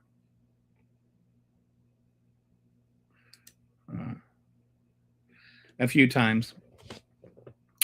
I have had a very weird and complex life, and I spent about 15 years as a Christian minister. I was I know that liberals aren't supposed to be Christians, and a lot of people think that they're, like night and day or whatever. But I spent 15 years. We had, a church where we had a lot of college kids in it. And my job was, I went to the campus and I'd have Bible studies with them, and I would just shepherd them and help them through their college life and personal problems and things like that. It was actually a really nice way to make a living. And I went to a Bible college. I've read the New Testament well over 100 times. I'm a really fast reader, and so I read the New Testament once a week for an entire year. I've read the Old Testament at least 7 times from cover to cover. I've read the New Testament well over 100 times. Read the collected works of the church fathers. Read about thousands and thousands of other people. I'm not saying I know more than anybody about the Bible and stuff. I'm just saying I do know more than most people. So I'm not just coming in. This is not some attack on Christianity or something. I think there's sometimes, MAGAs act like if you mention the Bible, they call you the Antichrist. But I've been considering the MAGA position on illegal immigrants, and especially these detention centers and stuff, and the actual Bible. And there was a verse that I've been thinking about a lot, especially. So I've got this slideshow here. And this is, ironically called the cruelty behind the cross. There should be maybe quotation marks around that word cross there. There is a cruelty behind the MAGA version of Christianity. How ICE detentions violate both the Christian values and constitutional law. Like I say, MAGA never stops talking about the Bible and the Constitution, and they don't seem to have ever read either. So let me hang on. Let me first, before I go into this, let me tell you, this is my view of what a Christian is. A Christian is someone who expresses Christ. That there is when he was on the earth, he expressed his Father, and now in us we express him. What we do, what we say, everything represents him. So I can't think I dropped the name. One of the Augustine said, preach the gospel always, and when necessary, use words. if you're really living the Christian life, and I've had this happen several times, where people will say, you know, you're different. What's different about you? Why are you different than all the other Christians I know? And that's because I'm not trying to shove the gospel down their throat. I'm just living my life trying to respond to what Christ in me is doing. But of all the things that the Bible says, one of my favorite verses is, love is patient, love is kind. It does not envy, it does not boast. Somebody was talking about being humility there earlier. Yeah, love does not boast. It is not proud. It does not dishonor others. It is not self-seeking. It is not easily angered. It keeps no record of wrongs.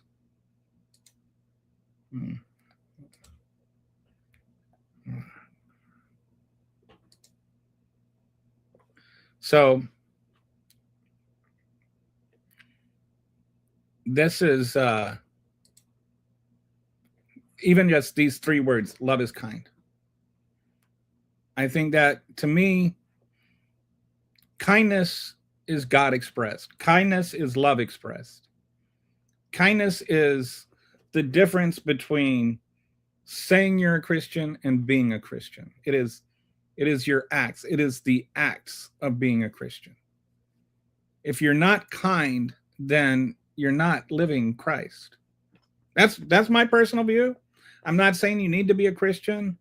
I'm not saying anybody is or isn't a Christian. This is just my personal view, that if you're a Christian, you should, like, if you're living the Christian life, kindness will be a virtue in you.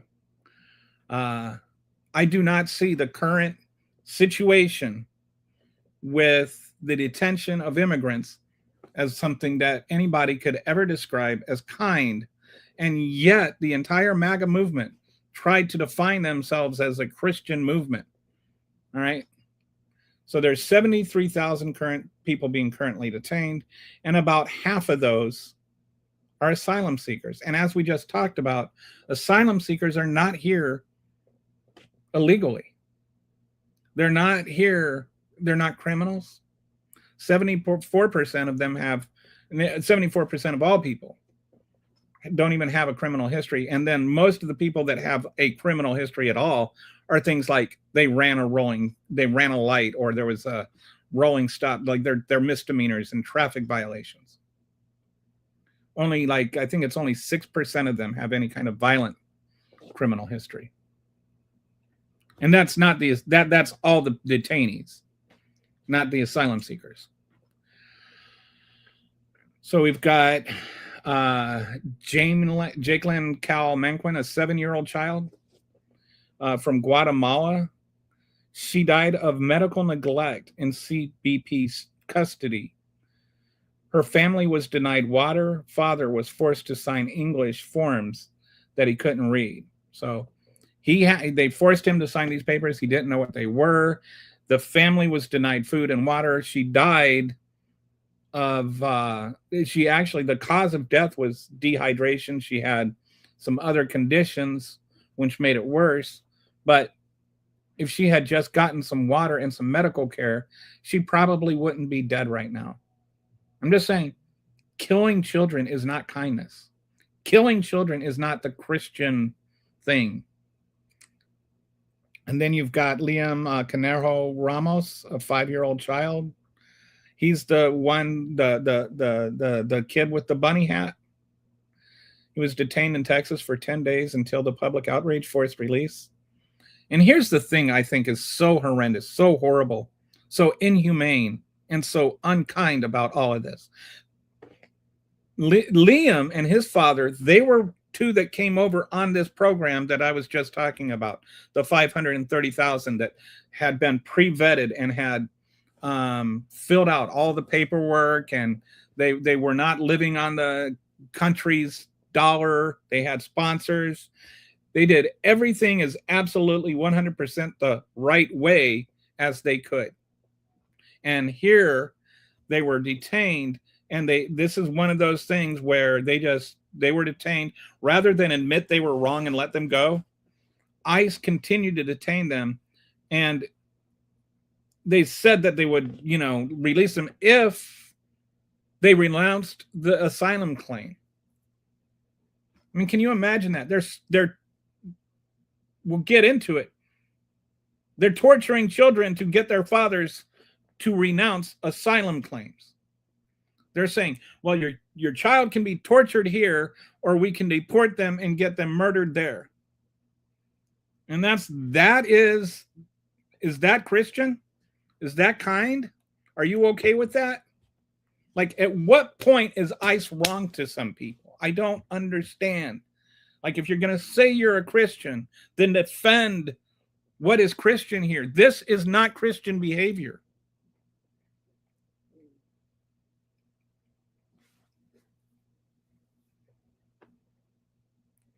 Okay, so we've got I've been putting up positive stickers around my neighborhood, definitely suggesting if your neighborhood cabs don't often ticket for it.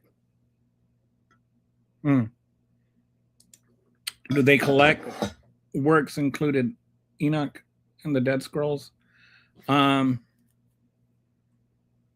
Dead Sea Scrolls are not part. The Dead Sea Scrolls were, which I have read, by the way. The Dead Sea Scrolls were considered, they were ancient, they're pre-New Testament. They're not part of the collected works. The collected works were church fathers' writings from the early part of the church. The Enoch thing, I think, is like an apocryphal book of the Bible. I just wrote it, but neither one of those would be considered the collected work. There were the writings of Augustine and people like that.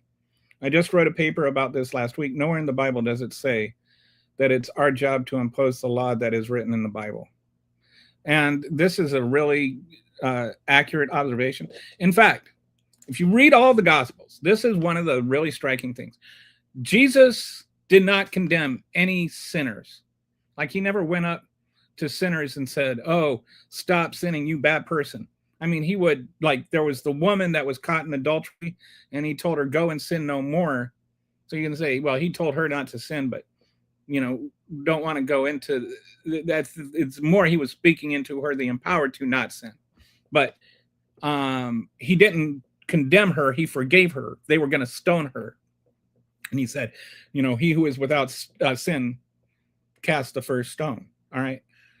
There was one group of people he would criticize, one type of person he would criticize. And those were like the Pharisees and the ones that actually went around trying to tell other people to follow the law.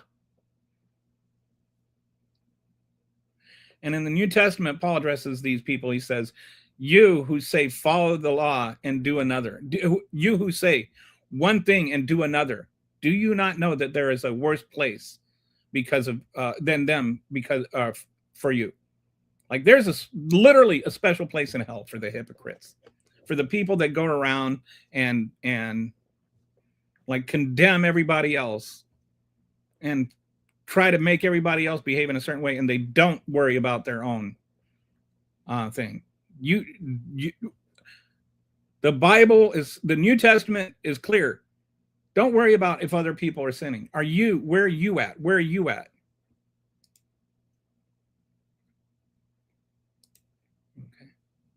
The Roman Empire was the bad guy usually. I recently heard a proverb where Jesus healed a Roman soldier because it was right to do as a medical provider. He did heal a Roman soldier's daughter. I think that might be it. But that was interesting. It was a centurion that he healed her daughter, but that because he was a Gentile and he healed the daughter, then that was like an indication that he wasn't just there for the Jews. Micah 6:8 is a good one too. That's the thing the new Christian society should always understand. Christ did not want you to come want you to come forced by gunpoint to listen to what he said. He wanted you to accept him with open arms. It's very common here. I think we're getting somewhere. Even like CC doesn't agree with everything. Respectfully, could this verse be applied to the act of? I never understood what virtue signaling is. I think I don't understand what virtue signaling is. I've looked, I've read the wiki page. I never understood what it is. I don't know what virtue signaling is. The only thing I can understand about virtue signaling is that to say something is wrong and make somebody else feel bad about it somehow means that you're pretending that it's wrong in order to make somebody feel bad about it. If I say racism is bad, I'm not virtue signaling. I'm not sitting there trying to pretend that I am this great person. I'm just saying, if it makes you feel bad that I say racism is bad, why do you feel bad that I say racism is bad? Like, I don't understand what virtue signaling is. It just seems like virtue signaling is an excuse to be a terrible person. And then you can just say, oh, you're just virtue signaling. Like, I don't understand why that is. Why can't we just talk about the thing that is being signaled about, Like, if I say criticizing DEA, I don't even know what virtue signaling is. I just know people say it all the time, and some sort of, every time it's brought up, it has somehow to do with something like where somebody was actually taking a moral position on something. Don't forget to be just as well. Justice for all is hard to come by. Yeah, that's kind of the whole point of Christ. The Father had righteousness and he had love, and these two things, like he was morally right and he was also filled with love. But in order to satisfy his rightness, his righteousness, he had to send his son to die for our sins. And so that then when his son died for our sins, that paid the debt to his righteousness. It was his way of reconciling this righteousness with his love. But the love was the motive. Bots have calmed down recently, Brett. It's not always bots, but a good chunk of them are sent during the major news events. I wish I was being tinfoil hat about that, but it is genuinely empowering. Yeah, a lot of it you can tell by the numbers as they jump in and out. Like, all of a sudden there'll be like 84 people, and then it'll be like 110 in 1 second. So like when it's inorganic additions, you can tell there's some bot activity. So if you break into your house and go to jail, should I get to stay out because I have kids? I honestly, Melanie, I have no idea what you're talking about. What relevance that is, what hypothetical you're talking about. If you break into my house, you broke into my house. Are you trying to compare breaking into somebody's house with crossing the border illegally and requesting asylum? Because that would be kind of weird. Let me put it this way. Let's say the neighbor's house is burning down and they come running into your house and saying, help, help, my house is burning down, my kids are in there. And then you called the cops on them for breaking into your house. Should they go to jail? If a child gets sick, it's the parent's fault. Not if the parents are in prison being denied the ability to take care of their child. Melanie is upset.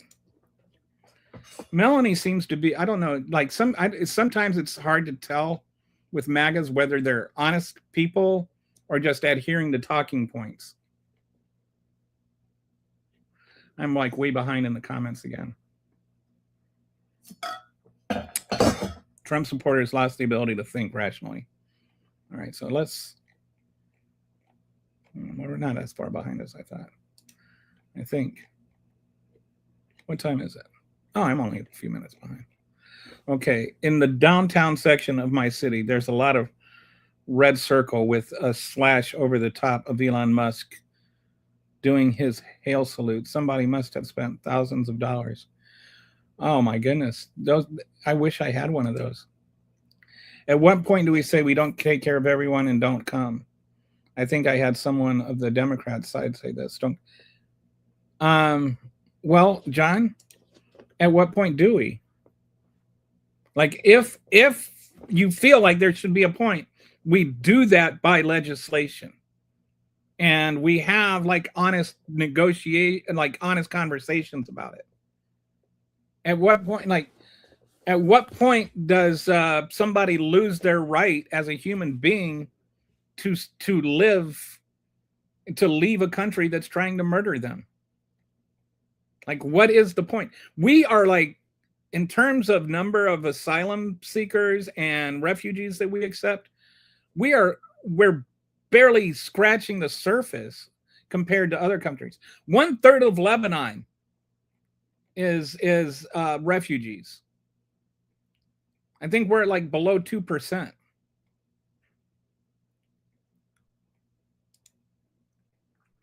What are you even saying, Melanie? I'm pretty sure we are required to feed prisoners no matter what, especially children. I also thought the collective punishment is a war crime. Yes. In fact, we'll get into this. The conditions at a lot of these detention centers is so low that if we had actual prisoners of war in there, that it would be a war crime.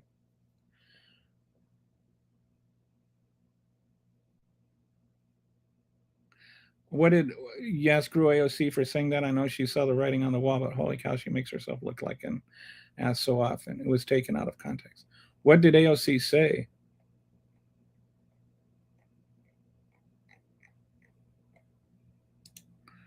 Virtue signaling is self-celebrating the standard norms of today as if they are moral accomplishments, and then using them to mischaracterize others in order to put them down and highlight unjust self-evaluation.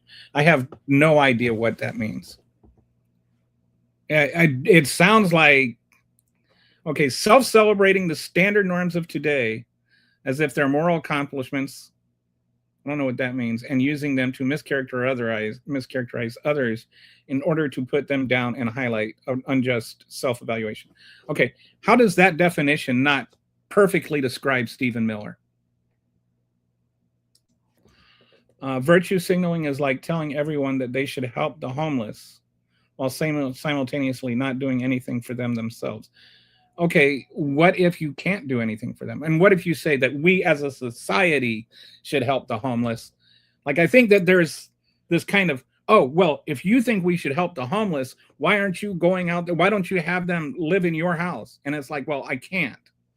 That doesn't mean that, you know, you have to personally be involved in things. I think that there's this, I think that the words virtue signaling are used to dismiss social responsibility.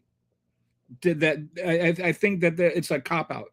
I think that they're just words that what are some of the other ones?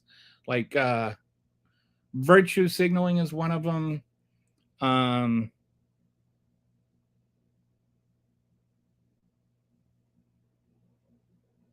Accusing people of being woke.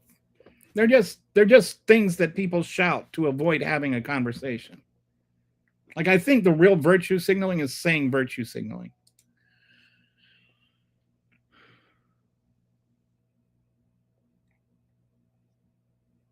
I like the Gorilla social help at Young Mug. I actually do all the time despite my being disabled myself. The people putting up stickers do it for the love of the game. It's ultra perception. If you claim to be better because you care more about the homeless while also doing nothing for them, then you are virtue signaling. But how do you know, like I see people use this on social media. How do they know if you're not doing anything? Like I feel like they use it to avoid having a conversation. You're just virtue signaling. And so then it's like, okay, and even if somebody is virtue signaling and they're not doing anything for the homeless, does that mean that we don't need to do something for the homeless. I feel like it's a cop-out word. I feel like the thing that they're trying to say about virtue signaling is actually virtue signaling. The right views the left's imposition of their ideology, specifically on their children, as a trespass the left refuses to acknowledge. Okay, give me an example. How is the left trying to impose their ideology on their children?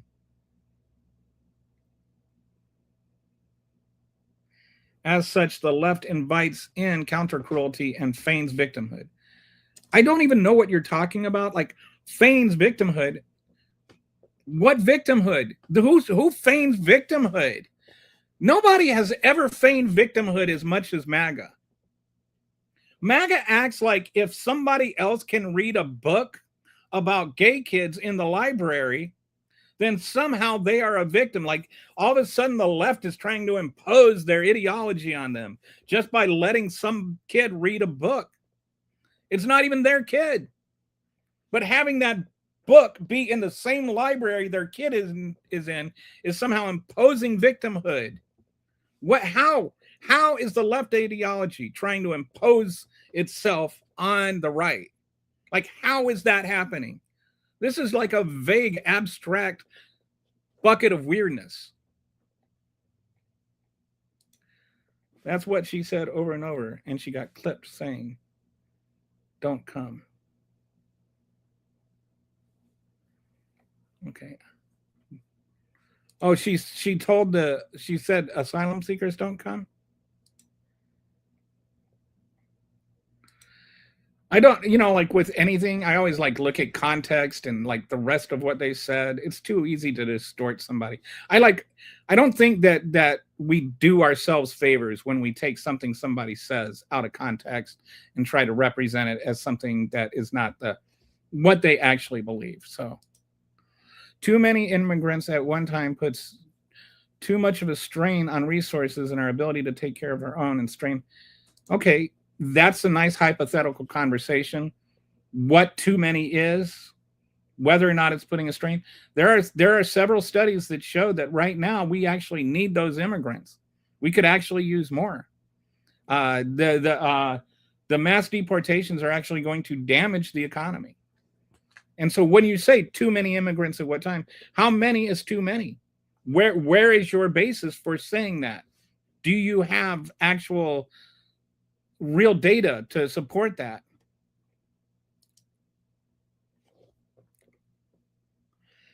And Dusty, that's because Trump opened up TPS for Venezuelans right before he left office. That was one of the times, yeah. Don't whataboutism. I'm not whatabouting anything. I'm not whatabouting you. I am saying I genuinely do not understand specifically what you are saying.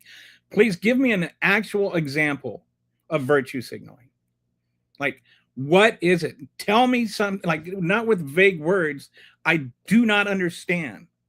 Because every time I hear Republicans talk about virtue signaling, they're just mad that, somebody said racism is bad.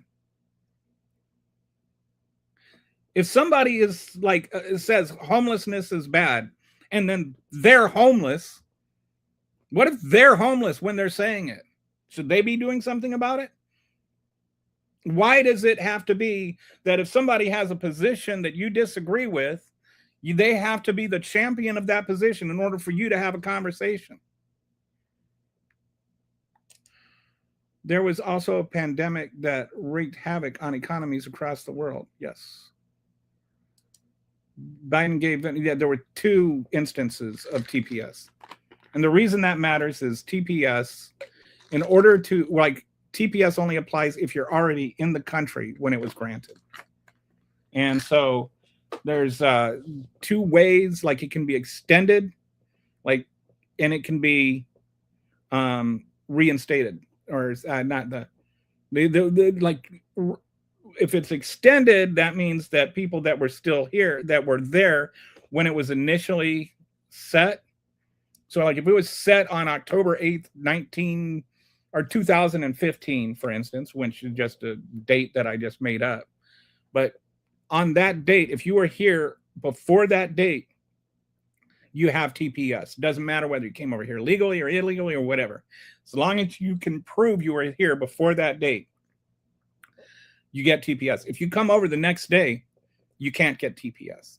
It only applies if you're already here, which is why when Republicans say things like, oh, it's just inviting people to come here, it doesn't, because it only applies if you were already here. Another thing that can happen is a new order can be extended, and then that changes the date. So that's what Biden did. So there are people that are over here on TPS that was granted by Trump, and others that were granted by Biden. But now Trump is ending all of it. On the internet, it is 100% a cop-out, but claiming that you don't no, I don't understand what the definition is. I really don't. And it's not that I haven't tried. Right now, I'm having a conversation. I just feel like it's so hollow and so empty that it's just meaningless. It's just every time somebody said, like, people just say virtue signaling to avoid a conversation. Can you separate your feelings about virtue? No, I can't, because nobody that ever uses it seems to be able to do it. Like, I would just love to hear an actual example of virtue signaling and why it's wrong. I know, and I'm trying to engage in that debate, but I genuinely do not get what virtue signaling is supposed to mean. These books you speak of contain, no, they don't. But that's not really the point either. Are you for real going to act like Marxism isn't an imposition? I don't think that Democrats are trying to impose Marxism on the children of today, or trans secrets between teachers. Nobody's trying to force your kid to be trans. I think that there are children who are trans who have parents who are abusive. And if they talk to their parents about that, they will be abused. I know children, I know people that happened to. Not every trans parent is understanding of the kid being trans. And so they need help. They talk to a teacher. If the teacher tells the parents, hey, your kid is trans, then that kid could be beaten. This is not imposing something on your kids. This is a kid being able to have a confidential conversation with his teacher without his parents abusing him. I don't see how saying that a kid should be able to be protected from his parent is virtue signaling. And it's like, what? I feel like this is such a weird conversation. I was like a teen back in the first Trump administration. That extra context you added is appreciated. I wasn't very plugged in then. Just read the username. That's a good one. It was a pandemic and other things. But the citizens are saying, what citizens? What citizens are saying we have too many? And if you want to change the law, change the law. And what citizens? What citizens are saying that? If the citizens want it, the citizens should vote people who change the immigration laws, and the immigration laws should be changed and signed. We have not changed the immigration laws. You don't just get to say, oh, we won this election. Like, there still needs to be change to the immigration laws. Right now, the Constitution has 3 branches of government, right? The legislative branch, the executive branch, and the judicial branch. The legislative branch writes the laws. The executive branch enforces the law, and the judicial branch reviews the law. Right now, there has been no update in the law. If you want them to update the law, call your congressman, call your senator, and say, change the immigration laws, or vote for people who are going to change them. But they have not been changed. Bro, you literally read my definition and then said, what about? Yeah, because Stephen Miller acts exactly like your definition. But you're sitting here talking about how it's like the left doing it. I don't think anybody ever accused Stephen Miller of being a leftist. The citizens don't have the full picture. There is also citizens saying, let them come in. Right now, the majority of citizens say that Trump is going too far, according to polling. Have to be a productive member of society. Keep being chill, Kelly and Kitty. Thanks for stopping by there and productive member of society. So let those who want them. But that's not how the law works, CSS. That is not how the laws work. You don't get to just sit there and say, well, I want my tax dollars going to this and this and this. I don't want my tax dollars paying ICE to go out and murder American citizens, but here we are. TPS for natural disasters allows new people in, right? Genuine question. Only if the president, okay, if there is a natural disasters are one of the reasons that TPS can be granted. But there has to be a new national disaster, and it's a one-day thing. Like, let's say there was an earthquake in Haiti, which, there, and so a bunch of people from Haiti that are still there, which, came over, and then Trump granted a new date for TPS. Then everybody that's from Haiti as of that date would be allowed to stay. But there has to be a new date. There has to be a new declaration of TPS. The biggest spike of border crossings in a long time was in 2019 under Trump. What does that even mean, CSS? The money that was spent and given to immigrants in cities like New York, Chicago are now suffering and will be raising taxes on citizens because city is now looking at a budget crisis. So what? What does that have to do with anything? Again, you don't like the laws, vote for people that change the laws. You still have to change the laws. And as far as I can tell, the cities of Chicago and New York are not sitting there protesting asylum laws. Like they didn't vote for Trump. The way you talk about virtue signaling as a phrase is almost how agreeing with anything Trump does is considered MAGA. I can't even claim to be a Republican without being considered MAGA. I know lots of Republicans. Actually, I don't consider Trump a Republican. If you told me you're a Republican, if you told me you're MAGA, I would have a hard time believing you're a Republican. That's number one.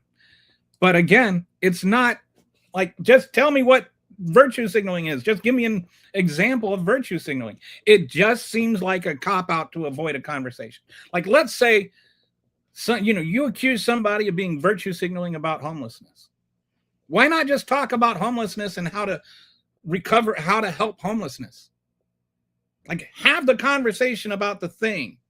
What productive thing comes from just yelling about virtue signaling? This is what I'm saying. It's a deflection. It's a retreat from the actual conversation. Instead of talking about virtue signaling, talk about what DEI is and talk about how we have systemic racism and what we can do to recover from it. My issue with everything, and both the left and the right, and why I have this show, is I want to talk about the issues. I don't want to talk about the politics. Like, there is an actual issue here. The immigration is a real issue. Asylum is a real issue. Virtue signaling, just saying virtue signaling, whether you're if you're virtue signaling or whether you're yelling about virtue signaling, either way, you're distracting from the conversation. Talk about immigration reform. That's why I keep saying, somebody's saying, oh, there's too many citizens that have to pay for this and too many people are coming over. Okay, what do you do about that? How many is too many? What can you do? How can you reduce the number of asylum seekers? How do you control that without denying people the fundamental human right to seek asylum? Have actual conversations instead of having just choosing a partisan side. Like, what we need is to really talk about things instead of just defending one side or the other. And it's like MAGA does it, the left does it, but the MAGA seems to think only the left does it.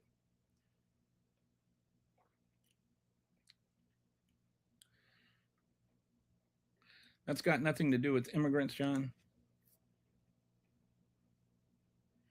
What is 100% imposition?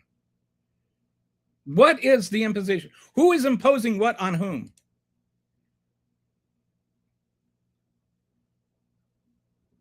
Everyone who says, but that's not people, because, okay, first of all, closing the border just means ending asylum. Again, that's the only difference between Biden and Trump when it comes to asylum policy, is Biden actually followed the laws for asylum. Trump is not following the laws according to asylum. So closing the border is actually just really, really horrible rhetoric. The border was never open. There was just asylum claims were honored. And the law was followed according to the actual law that was written. Change the law.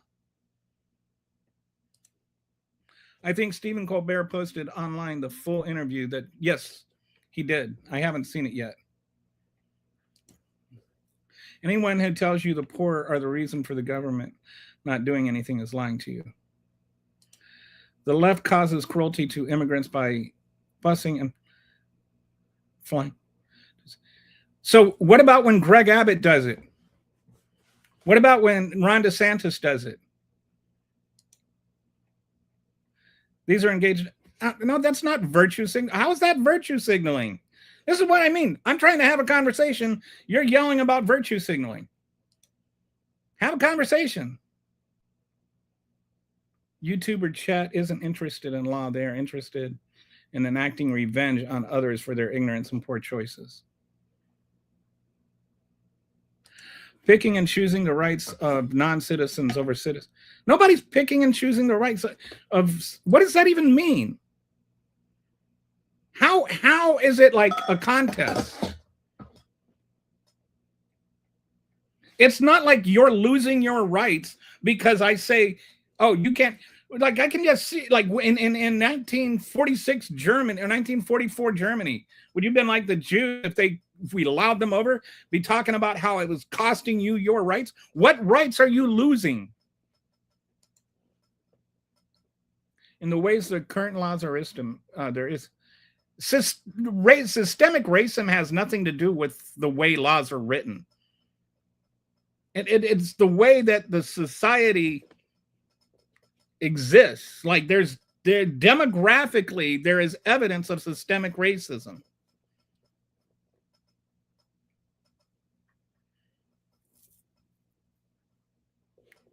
And it's not about white people getting better or worse treatment based on their skin color. We'll table this conversation for another time. But this is just a complete misrepresentation and misunderstanding of everything. It is the MAGA way to try and actually deflect from the real conversation.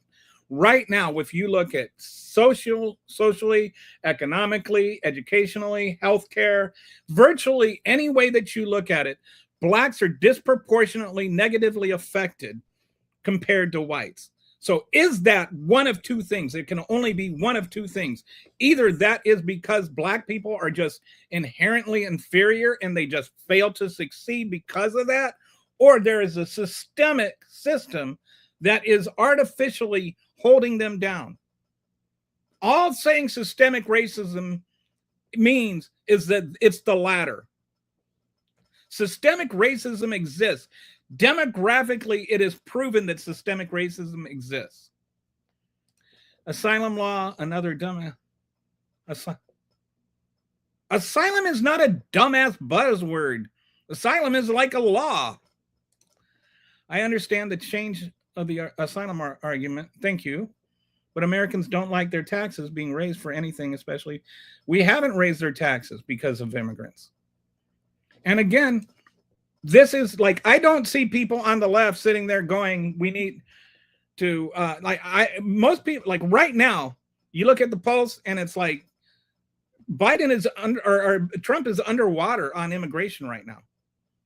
People are fine getting rid of illegal immigrants, especially the violent ones. People are not okay with locking up asylum children and torturing them so that their parents will, recant their asylum claim. You're okay with your tax dollars torturing children. I'm not okay with that. Your taxes are being raised because of immigrants. Actually, immigrants pay more in federal taxes than they receive. Undocumented immigrants. It is not a contest, it's reality. Elected officials do not represent foreign nationals. What kind of argument is that? Nobody's saying they do.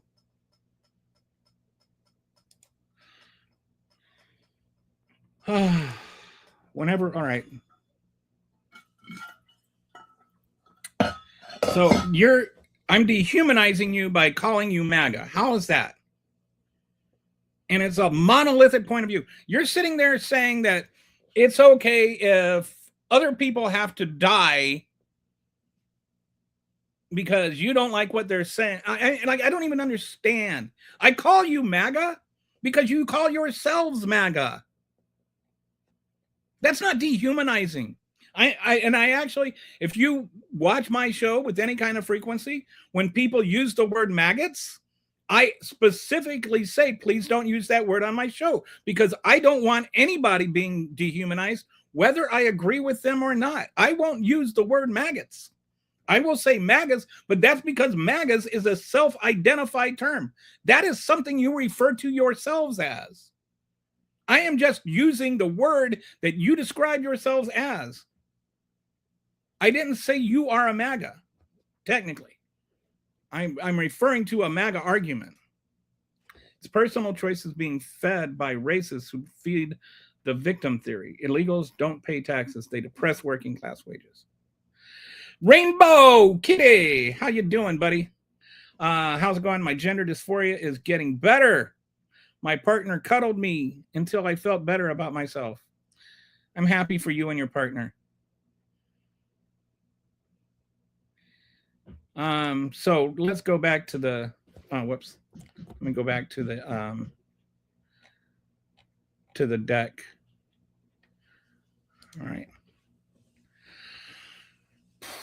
Boy, it can be hard to have an honest conversation sometimes. Okay. So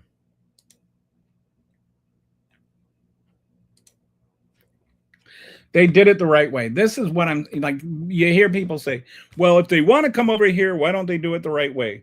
So the 530,000 CHNV, which is Cuba, Honduras, Nicaragua, and Venezuela. These 530 program recipients, they applied from their home country. They passed their background checks. They flew legally to the U.S. airports on their own dime. They never crossed the border illegally. They got work permits legally. They are sponsored. They found their own sponsors. Did not cost the government anything. Did absolutely everything illegally. Then Trump just took it away. Hours after inauguration, he revoked their legal status. Instantly made 1.6 million people lost their protections. And all of a sudden they were illegal just because he said so. Not because they did anything illegal. They never broke a law. They didn't even break a law coming here. But now they're illegal because Trump took away their TPS and suddenly they're here illegally. And some of these things are still in lawsuits and it may turn out, it may get reversed. But this is really terrible. And this is why I want to go back to, is this kind? Like, you call yourselves Christians. Is this Christian? What is this love? Like, you're sitting there trying to defend cruelty. Why do you have to call yourselves Christians and then defend cruelty? I have talked to so many people who refuse to consider being a Christian, not because of anything in the Bible, but because of the people that supposedly represent what the Bible says and the cruelty, the constant cruelty. This is just cruelty. It is cruel to torture children so that their fathers have to make a decision between their child being tortured or their child being murdered. If following the government's own legal process makes you illegal, then illegal just becomes meaningless. It has no meaning at that point.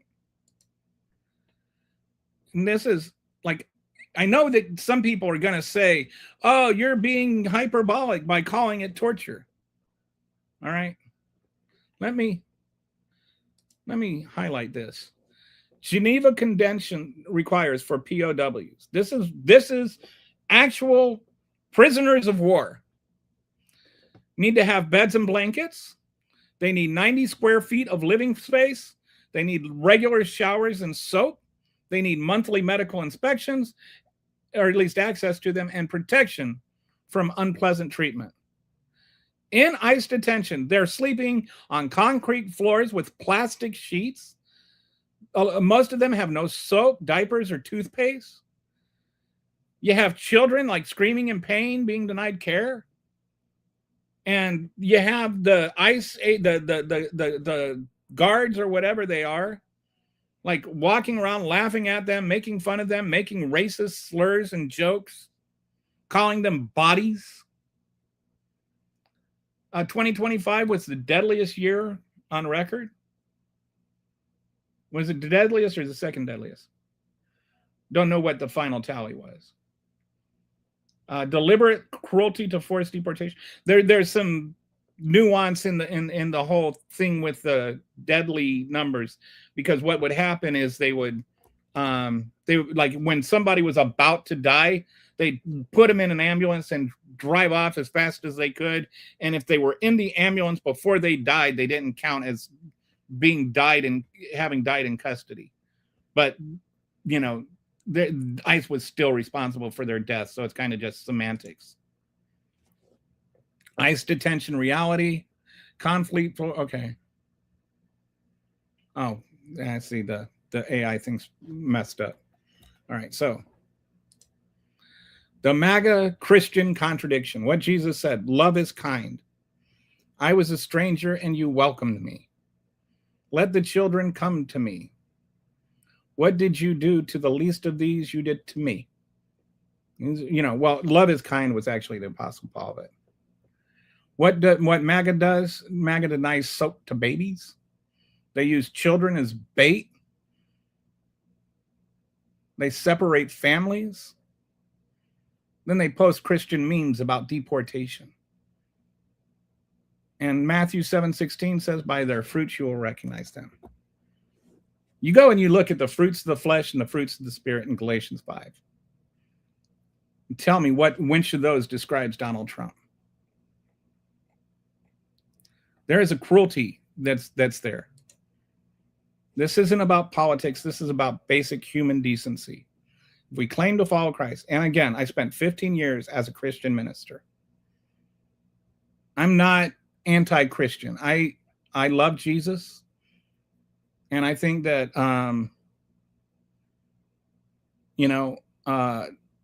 he has saved my life in many ways, on many occasions. But I see nothing of him to do with this whole MAGA America First movement. There's nothing in the Bible that says America should be first, or any nation should be first for that matter, not even Israel.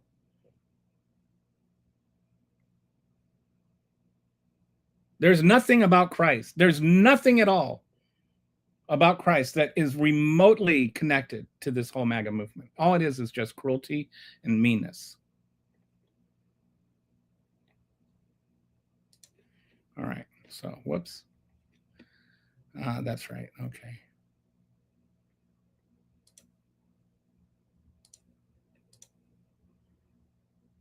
All right. There we go. All right, so that is the last of the last slideshow. So I'll just start going through the comments now, and we'll see how long we go.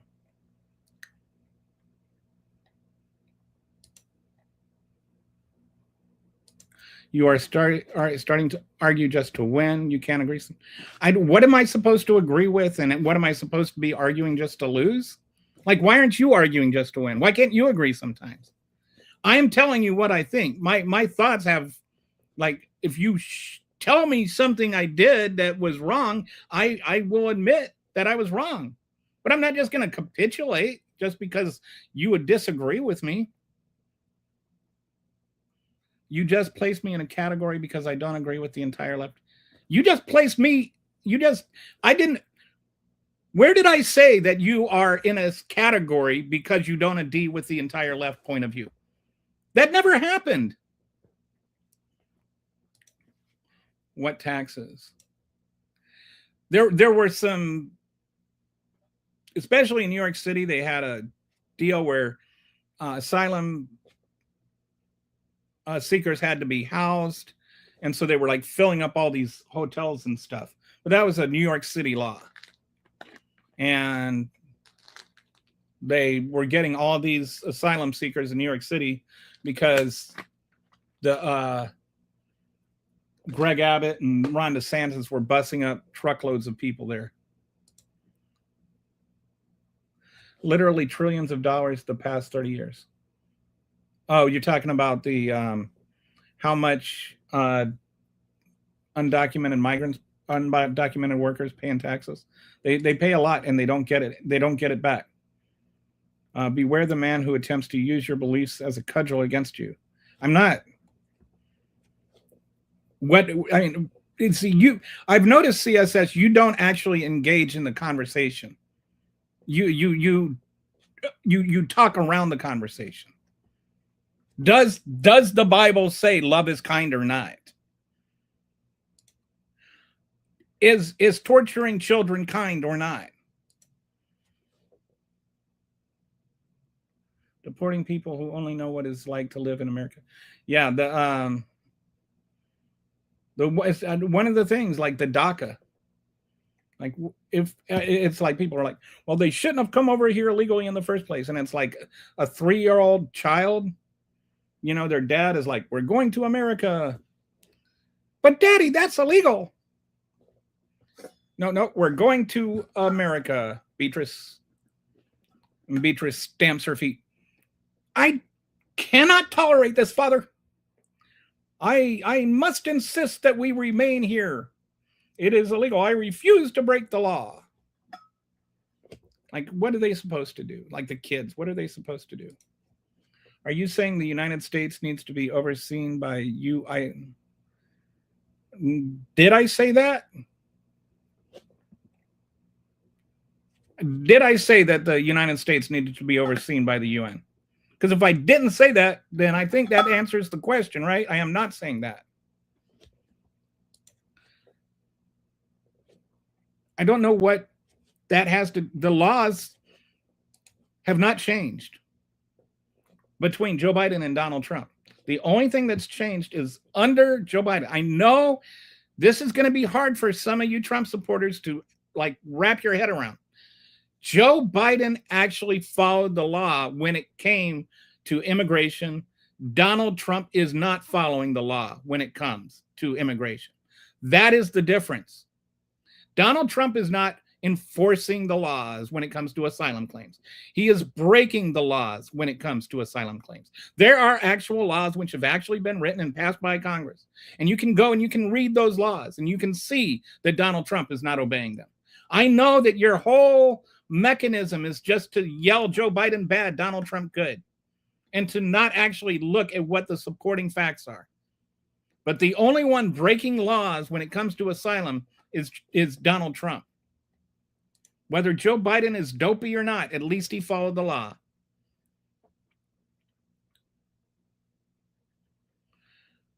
Talking improperly leads to this silence. Your vote called for this. Now enjoy a taste of it in the chat. God, I miss the good old days when Disney taught us that you would love and respect everyone, no matter who they are or what they do, what they like. A lot of people could learn so much from High School Musical.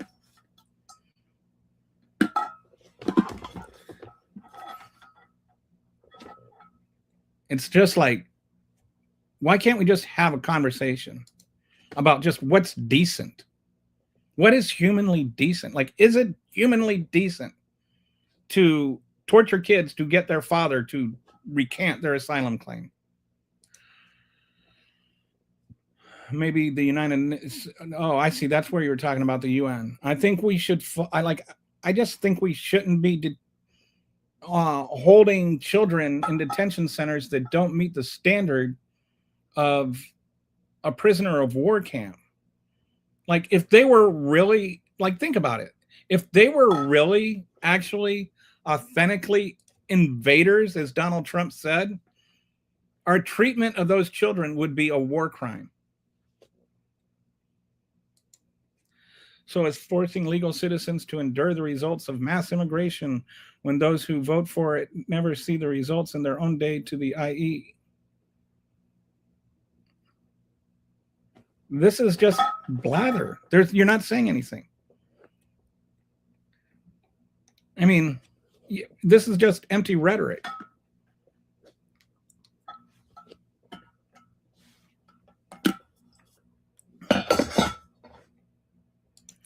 Love ICE. I hope they keep up the good work. Have fun getting all upset about it. Okay. Endure what? What have you endured? Yeah, I mean, it's like, this is just, I think, like, if I sound really extreme in my propaganda screed, then it must be true. A lot of other nations are very good with diversity. It's the US that isn't. Let me look this up.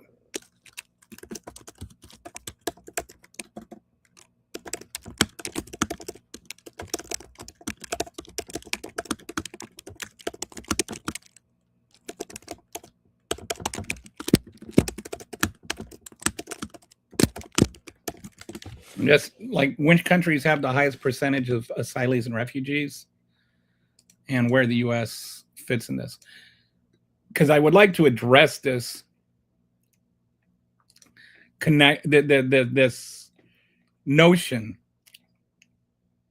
that we have like massive number compared to other countries.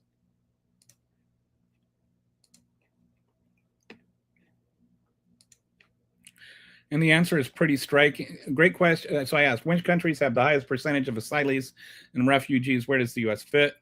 Great question. And the answer is pretty striking. It dramatically reframes the America as overwhelmed negative.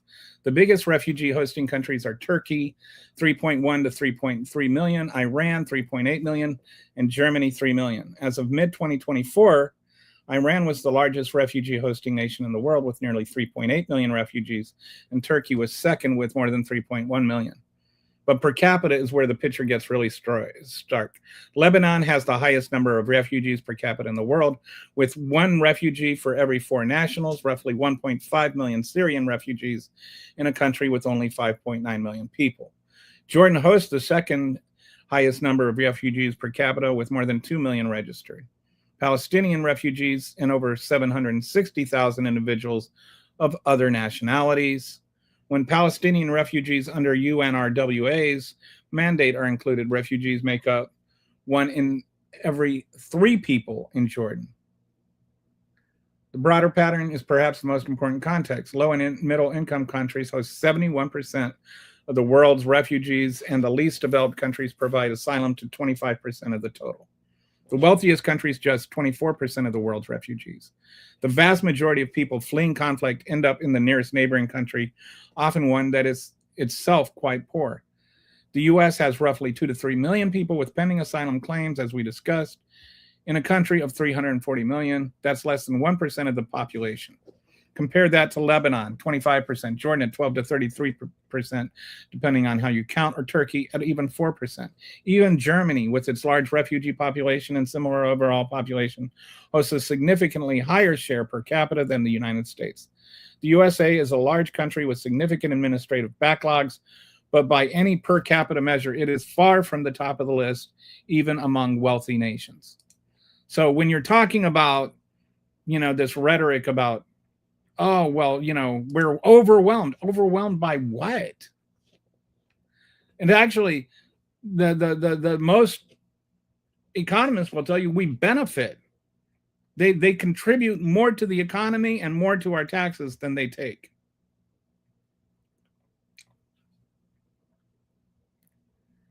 So Michael talks about the delusional lies, but once again, does not talk about what is being lied about.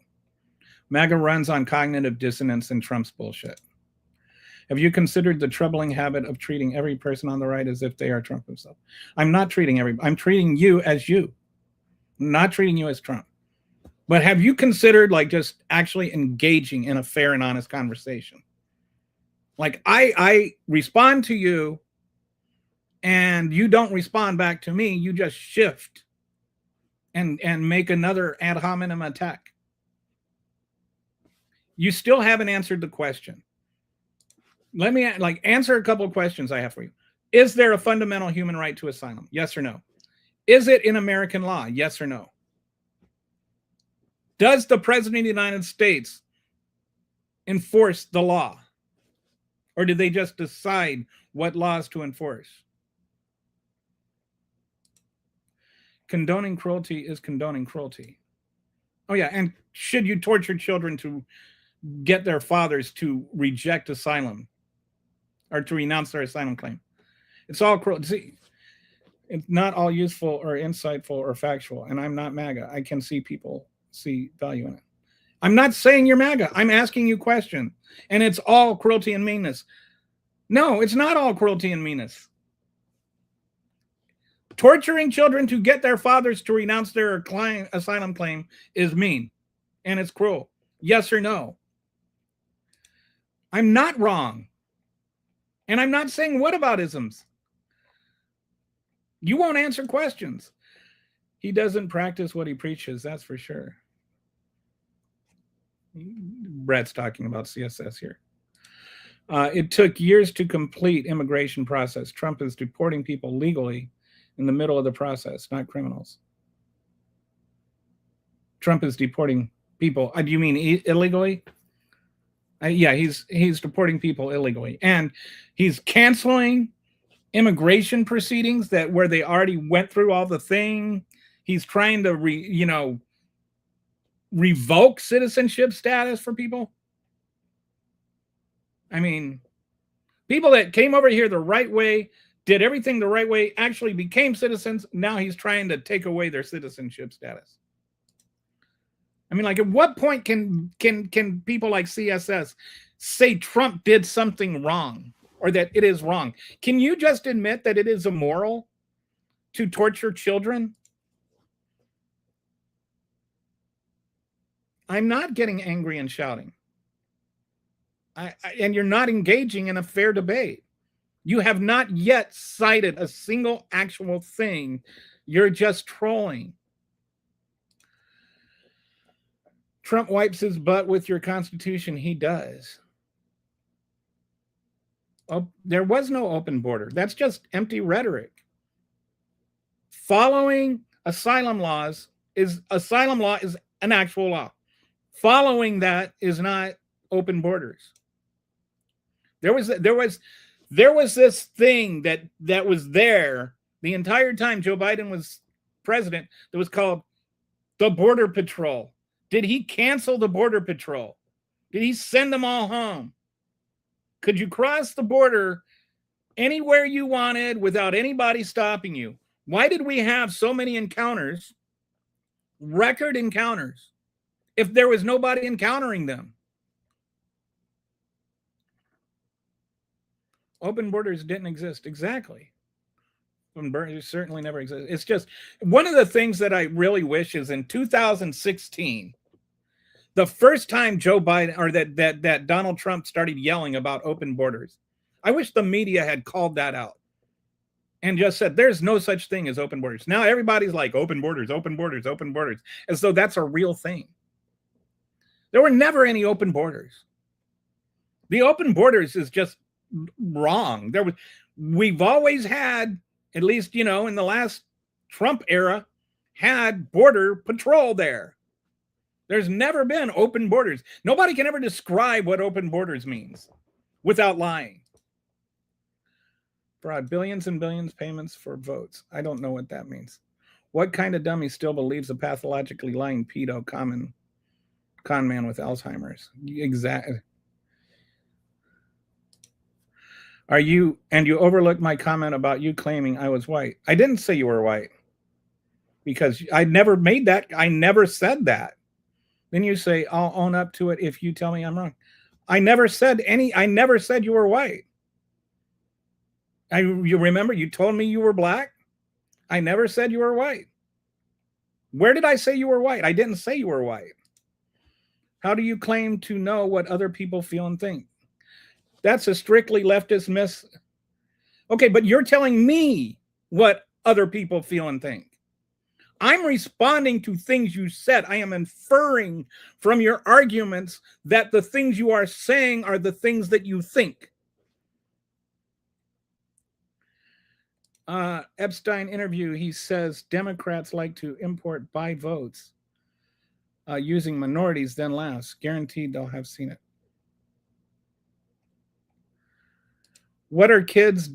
I mean, I don't even know what that is supposed to mean. What are kids doing in these camps?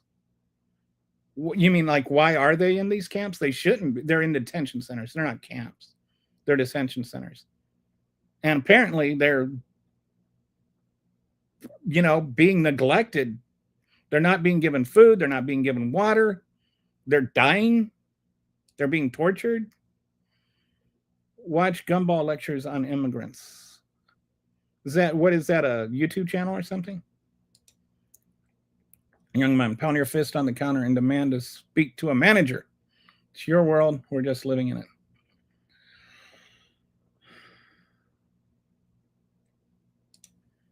Clearly, you have never been a meter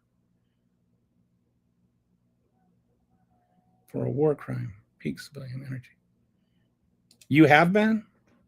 I'm saying there are standards for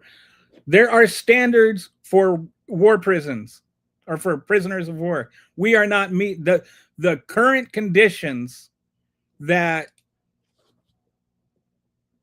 are in these detention centers would not qualify for prisoners of war. Now you can sit there and talk about peak civilian energy. I was in the military. We never tortured people. And if you're like, okay with torturing children and you think that just insults and hollow statements make it okay, then fine. That's you. But yeah, I think that when a child is neglected healthcare, a 7-year-old girl is neglected healthcare and food and water and then dies of dehydration,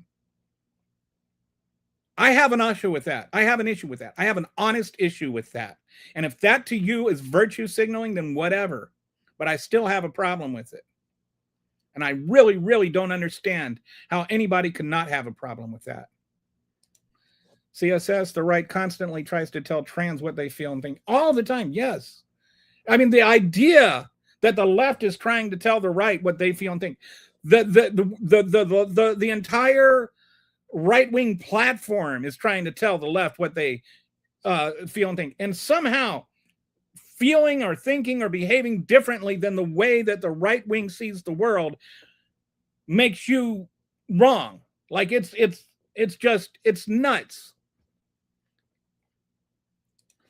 Where are the prisons for the kids? They're putting kids in these detention centers. Okay, let me ask.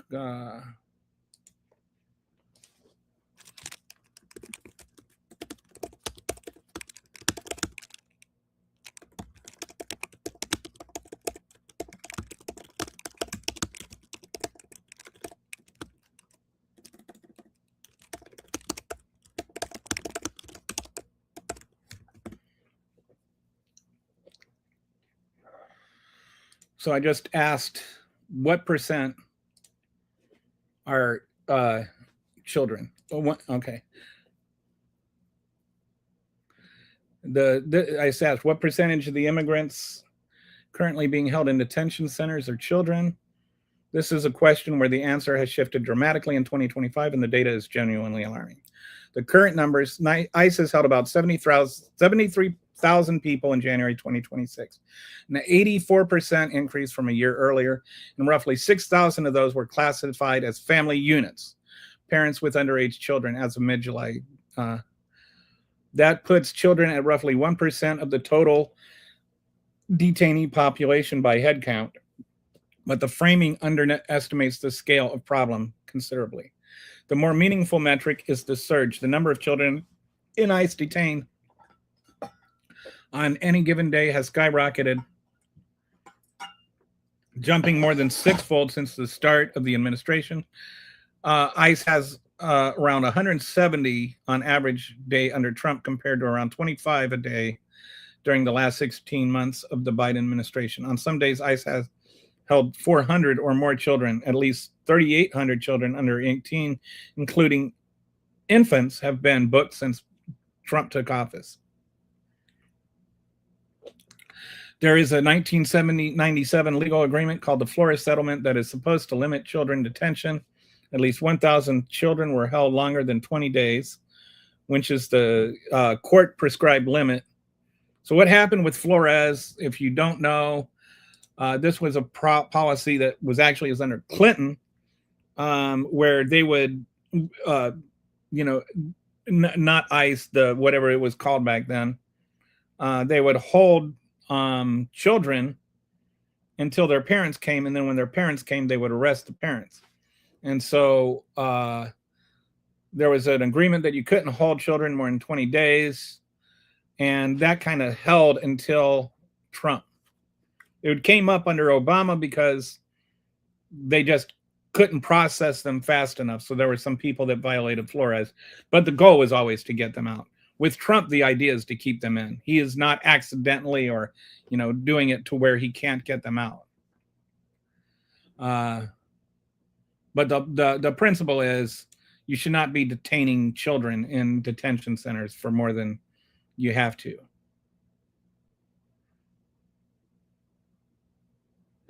Okay. Okay. So so the parents in the court filings have described difficulty getting water for infant formula, food contaminated with mold and worms, and children with no toys resorting to playing with rocks. Congress passed a budget bill in July 2025, giving an unprecedented $45 billion for building new immigration detention centers, including family detention facilities, at a time when there is increasing concern about detention conditions for undocumented children. It is worth noting that the percentage of children relative to total detainees is low because ICE's overall detained population is enormous, but the absolute numbers of children in detention and how long they're being held represent a significant policy shift from the Biden era, where family detention has been largely discontinued. I don't understand why you need to detain children. These the parents of these children, the ones that are trying to get asylum, they're not trying to run. They ran here. They're not going to run away. There's no need to detain them. I do not understand why they would be detained. Somebody talks about the cost. The cost of detaining them is like 100 times as much as just putting them on giving them an ankle bracelet. Why not just give them an ankle bracelet if you're worried about them leaving?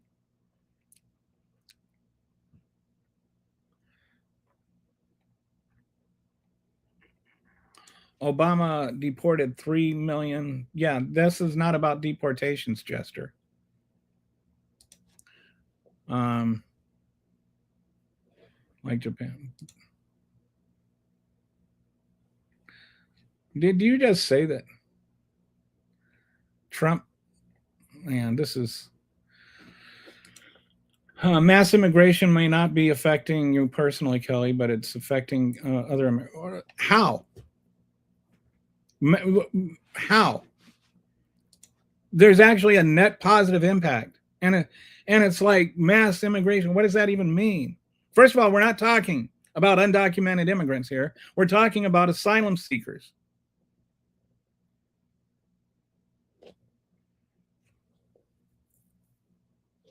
And it's not a negative impact on society. Obama had 0 rape allegations. Trump has 29. He wins something.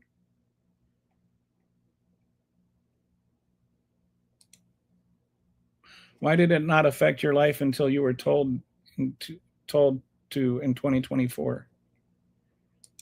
The U.S. isn't good with having things forced. Nobody's forcing anything on you. What about things being forced on us? What about those of us who disagree with Trump, who have things forced on us? Is that good? What about all the things Trump is forcing on us? What about the things that I have to pay for financially? I don't want ICE agents murdering American citizens, but my tax dollars still went to that paycheck.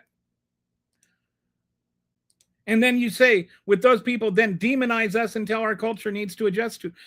What about the person that murdered those citizens, the people that murdered American citizens? And I'm told that those citizens were domestic terrorists. They were demonized. And I'm being told I have to accept it. I don't accept it. And I don't accept that somehow you're the good guys and the victims in all of this. You know who's the victims? The people who are getting murdered. You know who's the victims? The children who are being tortured in prisons. What do you think is the moral position here when it comes to torturing children? Is it okay to torture children or not? You won't address the real conversations because you know you can't. So you have to like run around in circles. At least 6 provinces in Canada are we're down. We're not done to go down. Obama followed due process and the Constitution. Obama's deported 80% were convicted felons, and Obama didn't kill American streets in the he didn't send 3,000 ICE agents to go and destroy an entire state's economy either. Biden named 0 things after himself. Trump did. 23% of messes. No, they don't. Another good question is, why are so many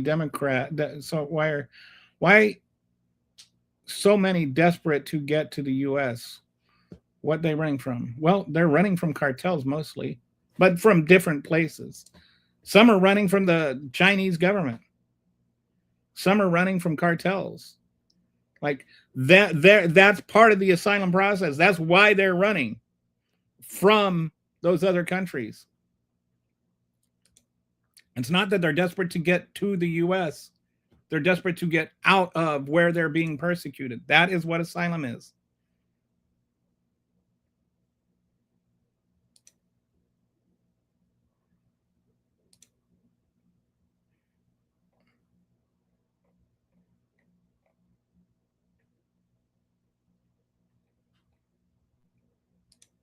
%93 of MAGA statistics are pulled out of Trump's butt half the time.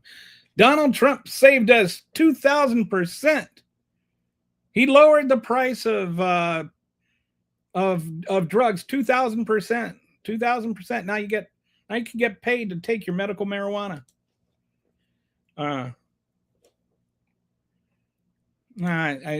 He's got some stiff competition from Donald Trump. He thought the stealth bomb, you can't even see it if you're standing right next to it. Magnets stop working if they get wet. The airports in the Revolutionary War, that the first thing they did is they went and they took out the airports. But yeah, he's a genius. With people who don't pay taxes and they send their money back home. What about it? They do pay taxes.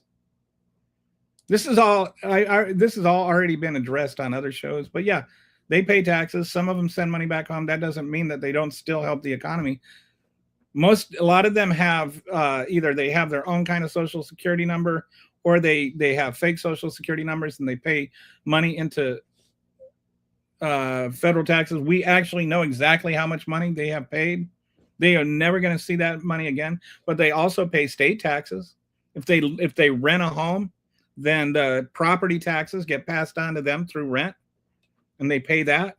if they buy food, they don't, there's not like I'm an illegal immigrant, I don't have to pay the sales tax on that. The idea that they don't pay taxes is one born purely out of ignorance.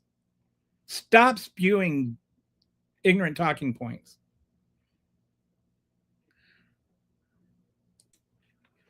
How much?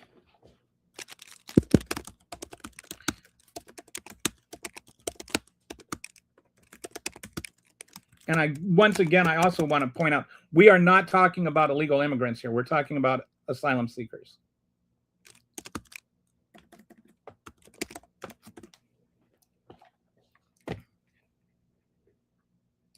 And so while that, okay.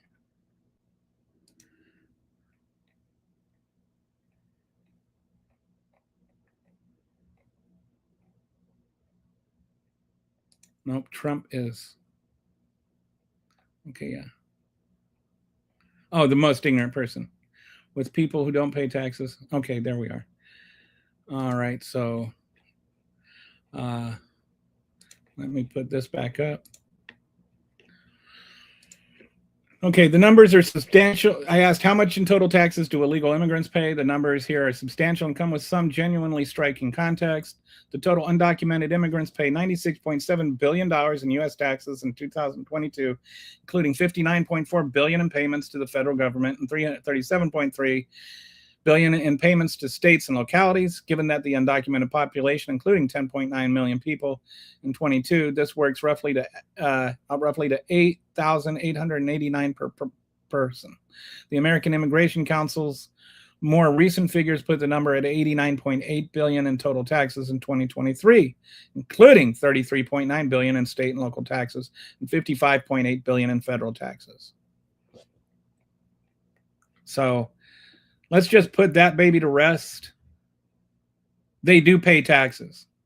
And whether they send money back home, that's a whole other thing. They also spend money, and sending money back home doesn't really change. It's not that significant. Ad hominem is what you deserve. That hairline is what you deserve.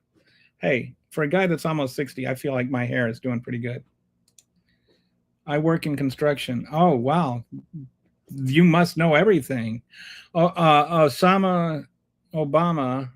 Why do you call him Osama Obama? What does that mean? Deported 3,000 illegal aliens and Trump was due. So, I mean, that we're not talking about deporting illegal aliens.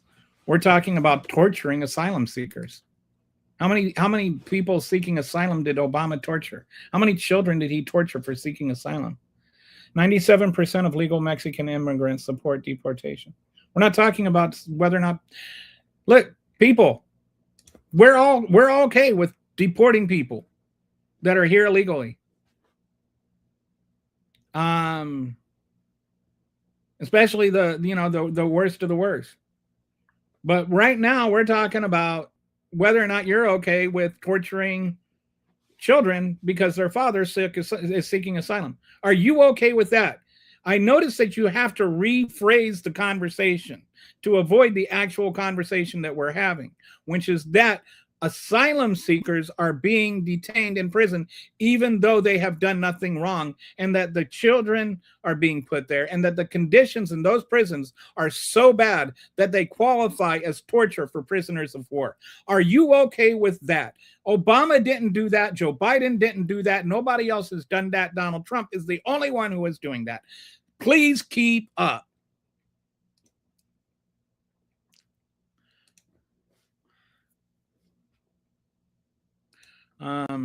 We are talking their best and brightest. Someone answer, how many did Obama deport? Why is that relevant?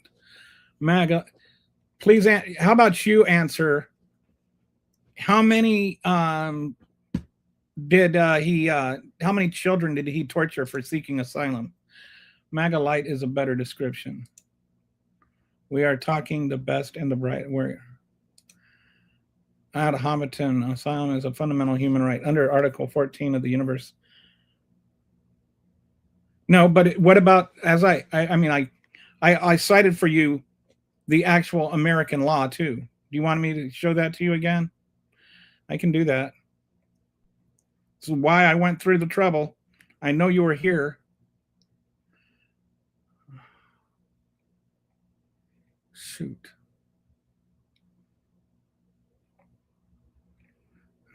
Oh, wait, that's that one. Okay, so here we go.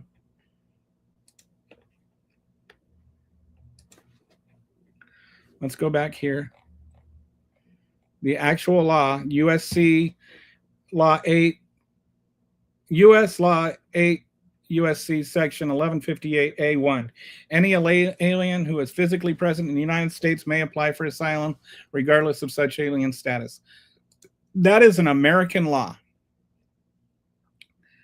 There's also an international law, which I also included. Oh, whoops. Forgot to share the screen. We'll do it again. Right there, U.S. Law 8. That one, the top one.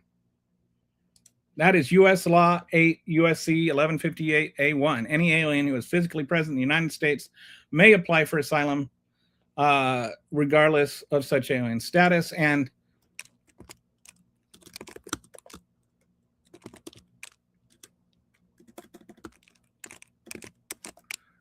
let me just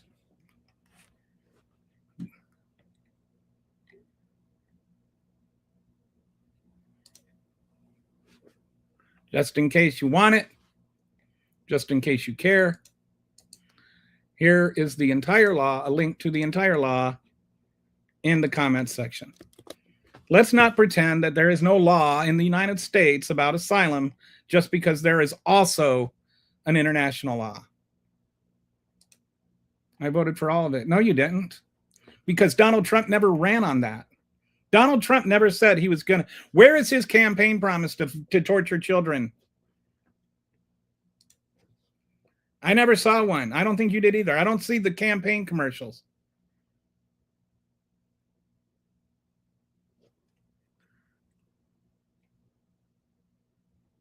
Crimea River is a good comeback. How many citizens did Obama kill in the streets? None. Oh, yeah, but Donald Trump is up to 2. There was one he killed in his own house, but that was in a different country. Oh, yeah. Good answer. Good answer, Glenn. We are talking about their best and brightest. MAGA is not a political ideology. It is a cult of personality. I don't believe any children are being tortured as a matter of policy, but they are.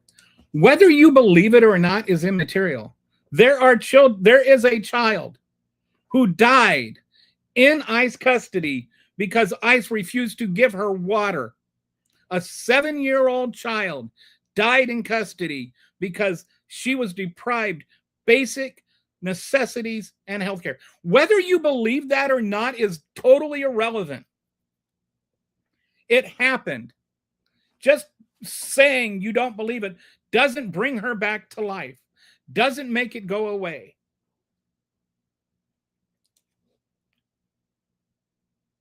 This channel is exactly like what you voted for. If you get out of line, you will be deported. Either was CSS Christy Gnome doesn't care. Christy Gnome. She's quite a work. I have a 200-letter count limit and can't explain everything in one comment. Of course, I'm going to say stuff to get you hyped. Okay, but you're not saying anything constructive. Like you're not trying to actually make a coherent argument that means anything. How many children did Biden and Kamala lose track of? That's a totally misleading thing. And by the way, that study that you're citing, the 300,000 or whatever it was, that's not them losing track of it's started, I think it was from 2019 to 2023. So like half of them were under Trump anyway.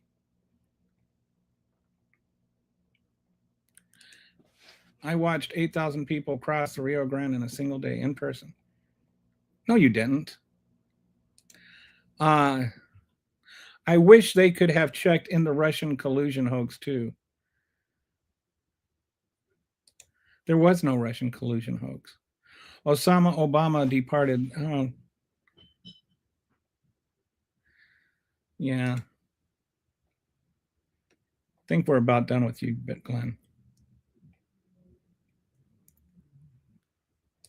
There's never sand a shell. So says the guy that just refused to believe that this 7-year-old girl died and therefore she didn't die. If an American voters decided to do away with immigration altogether and stop taking any if the American voters decided to do away with immigration altogether and stop taking, okay, the American voters wouldn't have to do that. The American Congress would have to do that. You're talking about voters, but voters don't make laws. Like I've been told very, very vehemently by many, many, many Republicans and Trump supporters that we're not a democracy, we're a republic, right? So if we're a republic, which I'm pretty sure we are, which is a type of democracy, by the way, but the Congress has to change the laws. Congress has not changed the laws. I don't understand what part of that you're struggling with.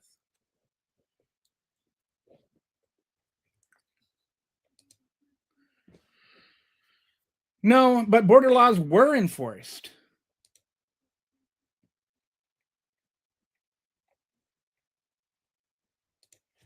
Trump lied and said the radical left created transgender. Yeah. And doctors are like teachers are sending boys home as girls and girls home as boys. And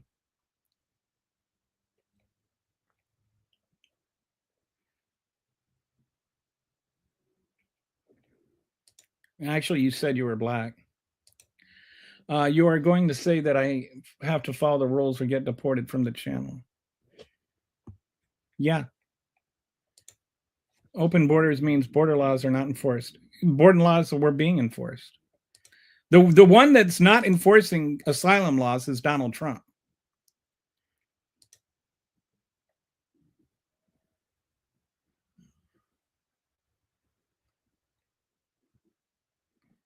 I am black and Trump is a pig. Asylum is a law. Like I am black and Trump is a pig. Except it was enforced, Cosmo. Yes. Asylum is a law. I don't understand why we even have to have conversations. It's like up is up. And it's like if Donald Trump told the world that circles have right angles, then I would spend the next 3 days debating with MAGAs that circles don't have right angles. I remember one time when Donald Trump pronounced the word Thailand. He was saying Thailand, he pronounced the word Thailand. And I made a joke about that on Twitter, and good old Dinesh D'Souza or whatever, he was gonna drag me, and he quoted and he said, actually, in most of the world, it's pronounced Thailand. It's the only in England or in America that we call it Thailand. The British pronunciation is Thailand, and it's just total nonsense. I was like, dude, I've been to 34 countries, including England, and nobody has ever pronounced it Thailand before. You're just wrong. And I dragged him back. I ratioed him on his own stupid Twitter account. But this is what happens. It's like Donald Trump will say something stupid, and then MAGA will sit there and defend it to the uttermost. I'm surprised I haven't had any arguments on here about how magnets really do stop working when they get wet, and how there really was an airport in the Revolutionary War.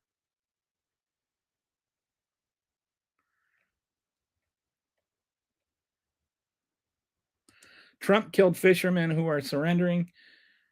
And, I think there's a good chance that at least some of those boats were fishing boats. And I don't care if they were fishing boats or drug boats. Either way, it was murder. You can't just go blowing up boats because you think there's drugs on them. Like, if they were drug boats, it was still murder.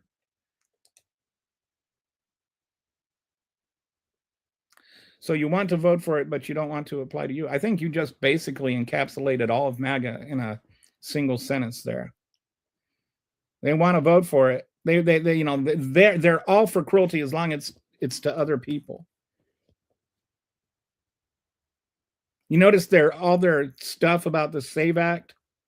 It's always they, them, you know, or, you know, not in the pronoun sense, but they're always talking about, well, if they can't do it, if then they shouldn't, you know, as though only Democrats are going to be affected by it. One thing that let me see if I can. Here's something that I think is interesting. Probably the group of people that is going to be affected the most.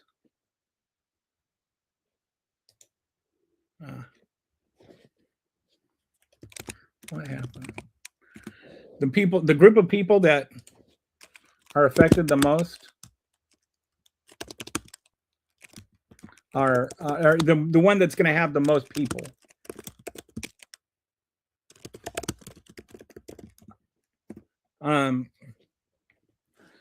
Are just based on sheer number is married women. And nobody's saying that they're too stupid to know how to do it. But married women that do not have their registration updated are going to have to go through the trouble to update it, and not every single one of them will.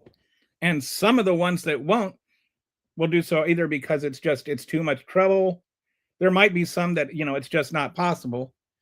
But a lot of them, it's just they've got a lot going on. Married women, they might have kids that they need to take care of, and it's just all of this trouble. And some of them aren't going to vote. Some of them are just not going to vote. And that's the goal. But you know what? Look at this. Look at this. I didn't realize this at first. Based on data through my knowledge cutoff, here's how married women voted in the 2024 presidential election. Married women broke significantly for Trump, which was a notable shift and a key factor in his victory. Exit poll data showed it. Married women favored Trump by roughly 57 to 42% over Harris, a margin that surprised many analysts. This continued and extended a longer trend of married women leaning Republican, but the voter margin was wider than 2020. The gap between married and unmarried women was stark. Unmarried women, single, divorced, or widowed, went heavily for Harris, often cited around 68 to 32%. So this is, to me, very ironic, right? They're sitting there talking about the women, you know, and they're just too stupid or whatever. Like that's what we're, you know, they act like we're saying that, and that like the married women we're just looking for Democrats. I think that making anybody have to jump through extra hurdles to vote is wrong, including Republicans. But I think that what they're missing the boat here on is that the SAVE Act is actually going to have a greater impact on Republicans than Democrats. Like over half the people that this affects are going to be Republicans. Married women voted big time for Trump. But nobody talks about that. Anyway, I think that's really interesting. So, and they're going to be, it's not like there's going to be but I'm a Republican. I voted for Trump. This law shouldn't apply to me. Yeah, I remember all that nonsense. Nothing there of anything that matters to anything. Do you gullible Trumpanzee bootlickers at least get yourself something nice with your dog's Doge and tariff ritual checks? Residual check, refund check. I am not gaslighting. TDS is real. The irony. Back-to-back comments. Gaslighting much. TDS is real. Don't know how to tell you this, T-Bone, but TDS is not real, and saying it is gaslighting. The catchphrase virtue signaling is being overused in the last 24 hours like ad hominem. Everybody's saying it.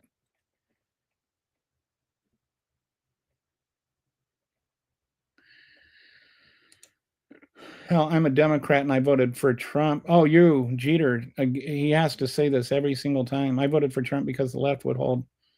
Okay. You voted for Clinton, or you voted for Trump because the left wouldn't hold Hillary accountable, even though Trump wasn't being held accountable because of your vote. Jeter, come on. Derek wants his name back.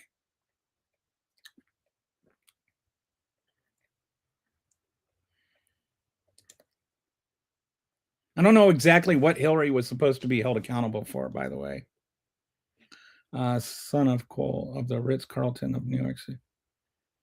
I don't know what all that's about. I don't keep up on all the weird MAGA conspiracy nonsense. So Zero Dark 30 pushed false narratives based on true events and first banned accounts. Then why did Osama put... I have no idea what that's even supposed to mean or how it's... What does that have to do with asylum? They'll come for you eventually. Biden wasn't a pedo, but Trump is a rapist, even without the Epstein files. The whole thing about the Epstein files that I really wish would become the actual topic is the victims deserve justice. And when you had the person most responsible in the entire country for bringing people justice, and she said to them, just call the DOJ, here's this number, call, and, you know, we will talk to you. And then they have them stand and raise their hands if they had already done that and not gotten a response. And she could not even turn around and acknowledge that. This is a person, like, if you think about this, I don't know, maybe it's happened somewhere else at some other point in history, but every time I think about this, it just like boggles my mind afresh. How many times has there been a law passed that only one person can follow? The only person in the entire world who could follow or not follow that law was Pam Bondi, and she did not follow that law. And she's in charge of enforcing the law. I find that, like, the irony of that. And then she's going to sit there, she can't even turn around and acknowledge those Epstein victims that are raising their hand. She's just a horrible person. You know, going back to the whole thing, what is kindness? What is love? Is that kindness? Is that love?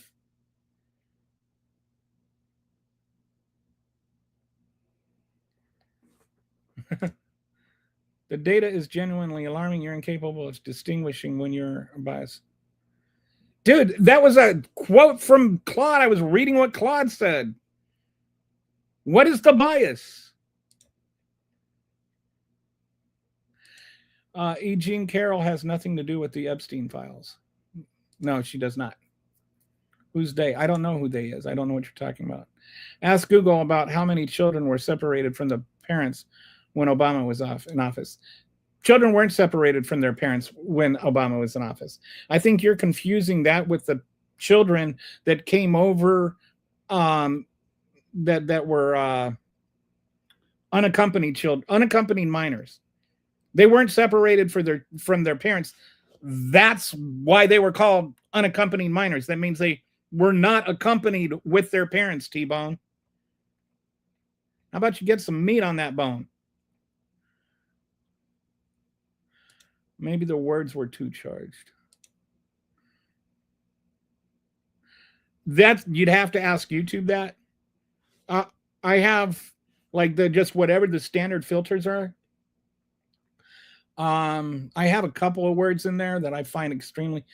I don't like the word illegals. I don't like dehumanizing language. I don't like it for when Democrats do it. I don't like. That's why I don't like people calling Republicans maggots. Dehumanizing language I hate. And so I have a filter in there for illegals. I don't like people being called illegals. If you call somebody illegals, your name, your comment will be automatically filtered out. T-Bone, they can't. That's like the only word I have specifically like that.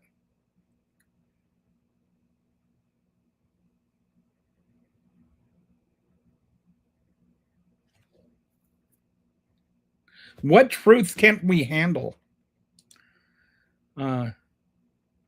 You're so like Jeter. You're kind of a very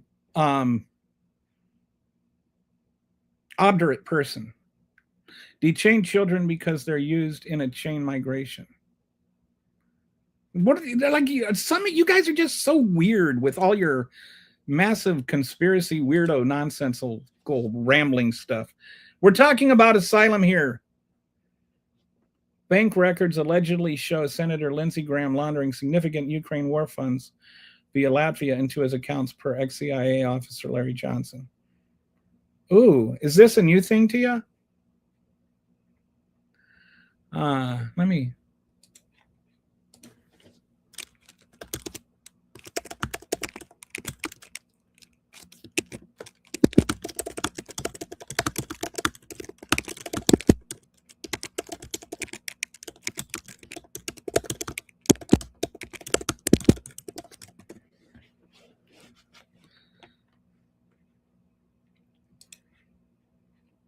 I'm looking that up. Never mind. I read the comment. I see why. Oh, it was withheld because it should have been. Son of, you are hurting their feelings by saying things. Yeah, they're one of these like little jerk circles that they like to have. Trump is a Democrat. That's where he got all his ideas from. There. No, he's not. Okay. There's no feelings. It was systemic. Anyone tell me how many Clinton or Obama? Okay, we're talking about asylum, not illegal immigration. Stop crying about your comments being auto-removed. Your vote demanded this. Now enjoy a taste of it in the chat. Legally filling asylum seekers represents... Yeah, we're talking about people that are requesting asylum. That's all we're talking about here. We're talking about right now the 40 to 50% of the people being detained in these detention centers are asylum seekers. We are talking about asylum seekers. Don't move the goalposts and then tell me that I need to move the goalposts. You move the goalposts. I don't care what your statistic about percentage of asylum seekers is. We're talking about the topic is asylum seekers. Got awfully quiet when I mentioned Obama. All right.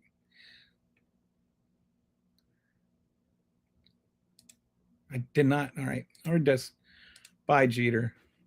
You're just a troll. All right. Anybody else wants to be a troll, go ahead. But I mean, there's only so many stupid comments you get to make before I just get rid of you. If you're going to make a... Yeah, I think we're done with you too, Glenn. Bye. All right. Why didn't her parents help her? Because they were being held. The father was being detained and he couldn't do anything. He was trying to help her, but they wouldn't. They were trying. Honestly, do you not follow? The parent and the child were being detained. The child was being deprived care. He was begging them to do something and they wouldn't do anything. And then she died. The left is being used by demons. Oh, they're willing to do anything for power and control back. Oh, you demons. What a weird, after P-gate, I think anything about it. There was no P-gate. Hoping anyone here debating Counterpoint is just a Republican, not a MAGA. There's only two types of MAGA left, peds and supremacists. And the Venn diagram is pretty close to a circle. All right, yeah. Sorry. White supremacist rhetoric just gets you banned. Okay, sorry. So if Congress decides to do away with all agreement, if Congress were to, I mean, I don't know if I'd be okay with it, but it would be legal for the president to do it. Like I would still try and get immigration back. I think it would be a really, really stupid policy. I think that if a Congress did that, everybody that voted for it would be voted out of office the next day, the next election, and then it would be reinstated real fast. But that's the way our Constitution works. The actual Congress has to change the laws. And let me explain something to you. All right. The way the Constitution was written, so you had the House of Representatives, you had the Senate, you had the president. The president was elected by an electoral college. The Senate, with the way the Constitution was initially written, was elected by the House of Representatives. And the House of Representatives were elected by the people.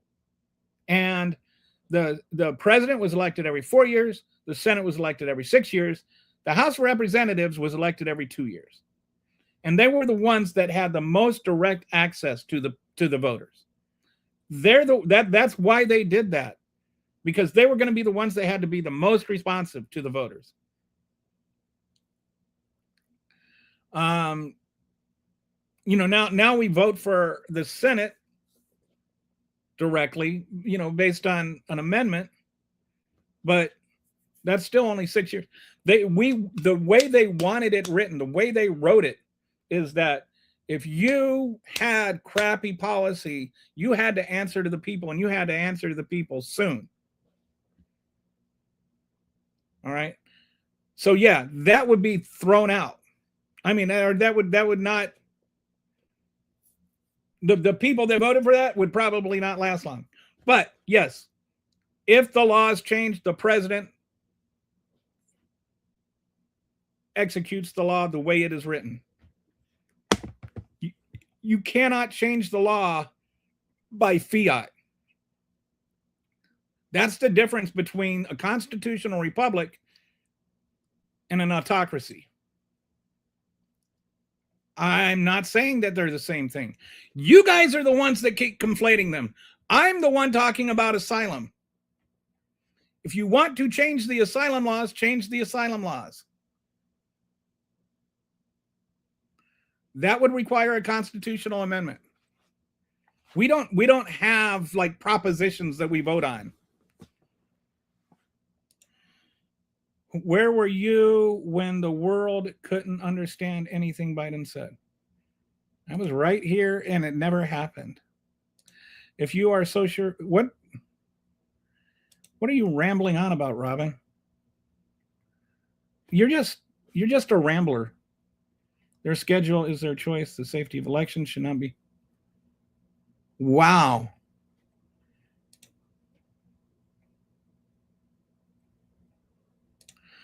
My point being that securing the elections is above except the elections are secure. There are, over the last 42 years, there are a total of about 77 cases of non-citizens voting. That includes illegal and legal immigrants. 77 total actual convictions. Of those, 51 of them would have been prevented by the SAVE Act. 51 over 42 years. Or 44 years. Go back to 1982. That's out of every single election we've had. That includes primary elections. That includes local elections, school board elections, mayor elections, city council elections. If you went to the voting booth at all in your hometown or sent in a ballot for anything at all, that vote was considered. Billions of votes, and only 51 of them were cast, would have been prevented by the SAVE Act. One thing that I also find, there were only 1,600 altogether.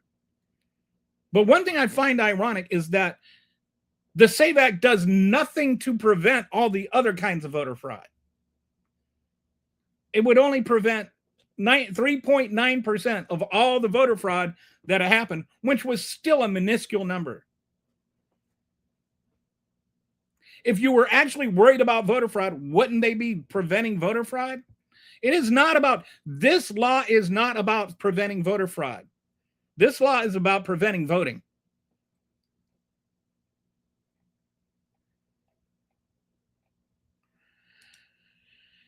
How did they consolidated this information from voting? Marriage status, didn't register to vote. Who has this? I don't understand what all of that. Okay. I really don't understand what you're trying to ask.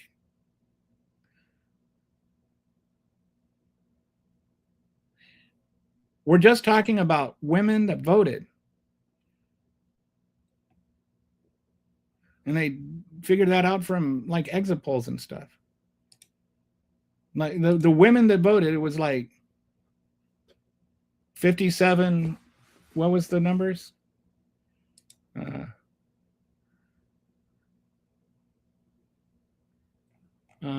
Oh, we got to get back to that. It was 57 to 42 for Trump. And there are like 81 million women, married women in the country that don't have their names updated, you know, because what it is you have to, and there's been some misrepresentation on this from the left as well, but there are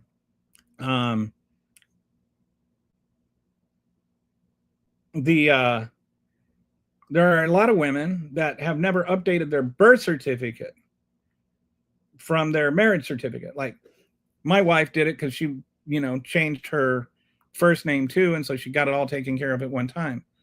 But your birth certificate says, you know, I don't know if you're a man or a woman, Robin. It's one of those gender neutral names like Kelly. But let's say, you know, Sally McRuthers was on her birth, you know, she was born Sally McRuthers, and then she changed, she got married to Bob McGuire. So now her name is Sally McGuire. And so she's got Sally McGuire on her driver's license, and she's got a marriage certificate, and then she's got a birth certificate, but the birth certificate says Sally McRuthers. And her driver's license says Sally McGuire. So she brings in her birth certificate and her driver's license to register, then they'll say this name is wrong. So then she can allegedly, depending on where she lives, she can show her marriage license and show that her name changed when she got married. And that is not laid out in the actual law in the SAVE Act, but it does allow the state to determine what other supporting documents they can have. And I think most states will allow that. Like, I don't know of any state that wouldn't. And so I think there's some people, some Democrats that are overstating this issue. And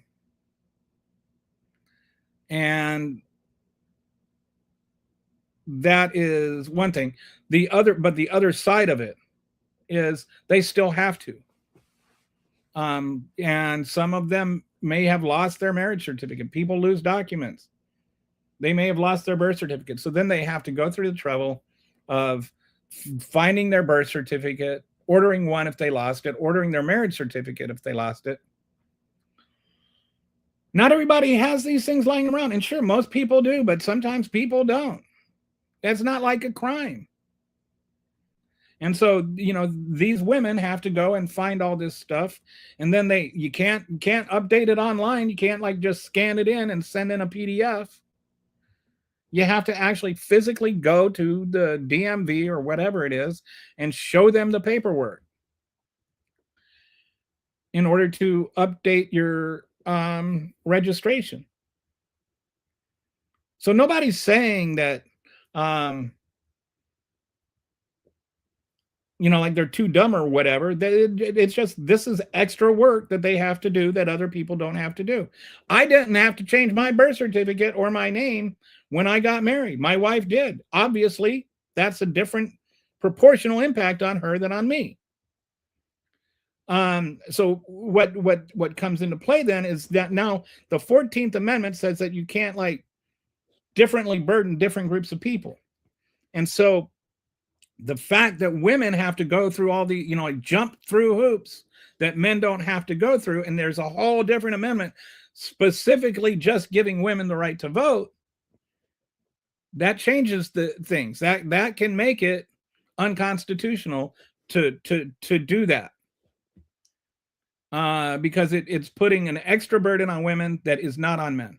And not every single woman is necessarily going to go through all that trouble. You know, she's got to take the kids to soccer practice, make meals, maybe do a job, do the laundry, all that kind of stuff.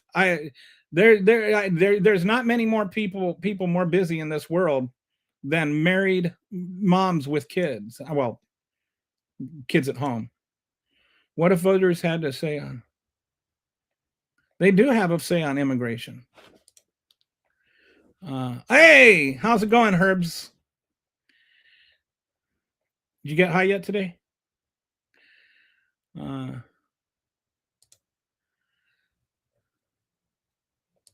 What happened to freedom of religion in the Constitution and the Geneva? Yeah, Trump. We're definitely going to have to do one on marijuana one day. I keep thinking. Left and right. His logic for voting for Trump is ridiculous. Yes, it's not really left versus right, but mostly top versus bottom. It's reality versus fiction. Like it's hard to get a Trump supporter to engage in a conversation that's just the main goal is reality. Limited memory, embarrassing being attacked by memory, whatever you're talking about, Robin. Left wing needs to get out Trump, but I had to time out Glenn for 5 minutes because he was getting obnoxious. Oh, yeah, I think I don't know if I banned him or not. I was getting to the point where I was just going to get rid of him. But yeah, thank you.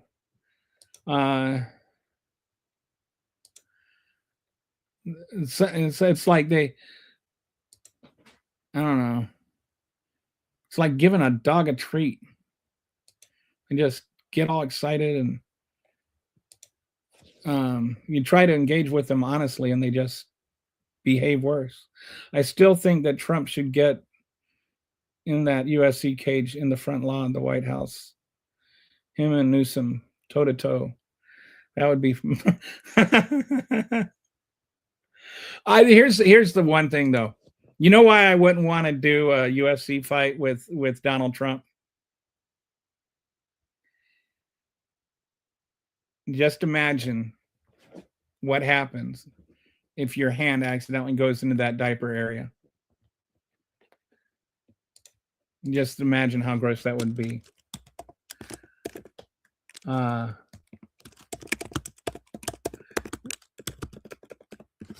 reminds me of something.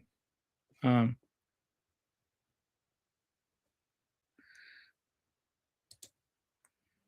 you ever heard of? I got to share this with you. This is pretty hilarious. It's just randomly came across this. Have you ever heard of Chlorophyllus fungus? It's a type of saprophytic fungus that grows on or near dung. So think about that. I think that is probably what Donald Trump's penis is. That's what type of mushroom it is. Because it's just right there, right next to all that dung. What do you think? I don't know how to say it. But maybe they just make it easier to pronounce. Maybe they should just rename that the Trump fungus. I still think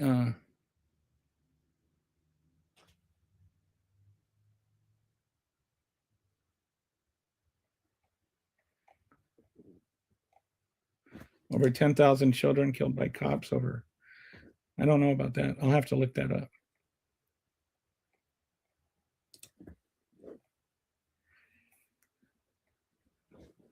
Herbs. Nobody on the planet knows more about pot than herbs. I have a bad habit of saying illegals instead of undocumented. I'll admit it though. It's like I've been accidentally saying it too, and I hate it. It's just they say it so much it gets embedded. A non-citizen who resides in a country without legal authorization. Okay, are asylum seekers like what about? But you use them to describe people that are here legally. Legal asylum seekers are here legally, and Why is it like this is the thing I never understand, Robin. And you're going to ignore me, and I know that, but I'm still going to say this in the hopes that maybe you can. It's like you guys treat this one thing that is illegal as though of all the illegal things that somebody could do. You could run a stoplight, you can jaywalk, you can murder people, you can rob a bank, you can, write checks to cover up, campaign funding stuff and pay off porn stars to, keep quiet. There's all kinds of illegal things you can do. In the grand scheme of things, walking over an imaginary line illegally seems to be like in the bottom 10% of illegal things. So why is that the one thing that constitutes making a person an illegal person? Why is immigration status the one thing that makes a person illegal or not illegal? Donald Trump committed treason. Why isn't he an illegal? The phrase illegals is a euphemistic term for a criminal. I get it. It should, like if you were to use it for all people who are criminals, then yeah. But it's like for MAGA, the phrase illegals is a euphemistic. It's a not even euphemistic. What's the word?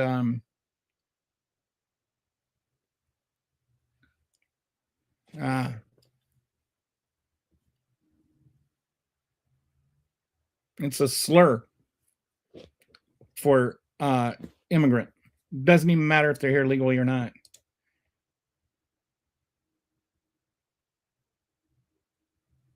Did I go off on the Lindsey Graham thing? I'm trying to talk about the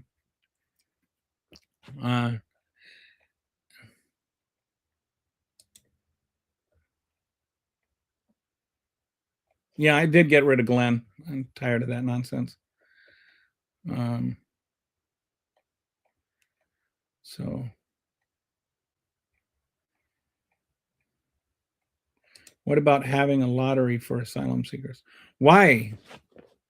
Why have a lottery for asylum seekers? It's kind of missing the whole point of asylum, isn't it?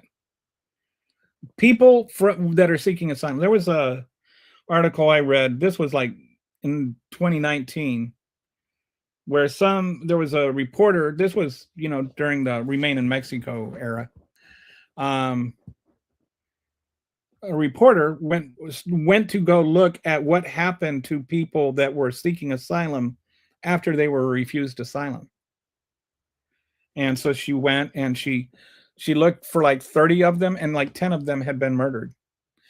There was these 4 women from Haiti who were in Puerto Rico that had TPS status. They had their TPS status revoked.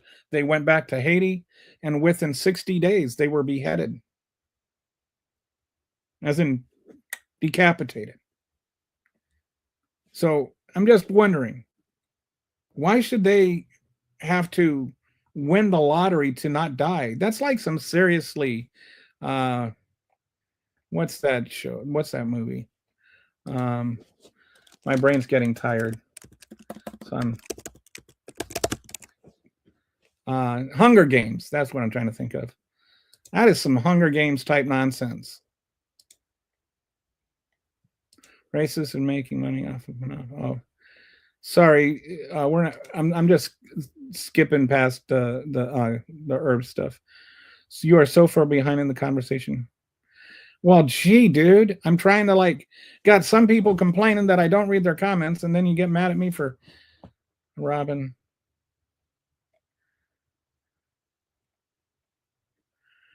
We're talking about asylum. That's like literally the topic on hand is asylum. You weren't here at the beginning. I'm sorry that I don't set my program to just cater to you specifically and do all my preparation on what I think you want to talk about that day. I list all the I lost all my documents. It took me 6 months in an ID trap to get out of it. I don't know if I didn't know somebody in SSA. Yeah, and there's a lot of people that happens to. Where is the same leniency of ease of access by Democrats on things like home loans? Are you seriously wondering why Democrats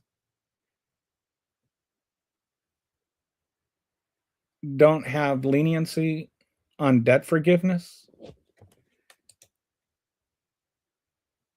Why don't you do me a favor? Look up Joe Biden student loans and see what happens.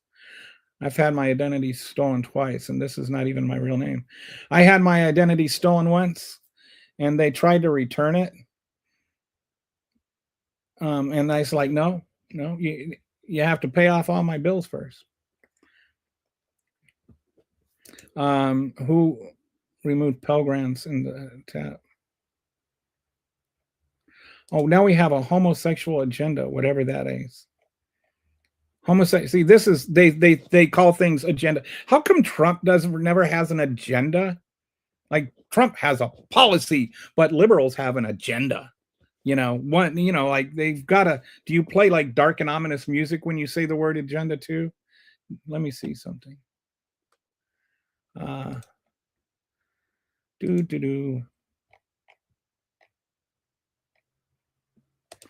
Okay. They have a.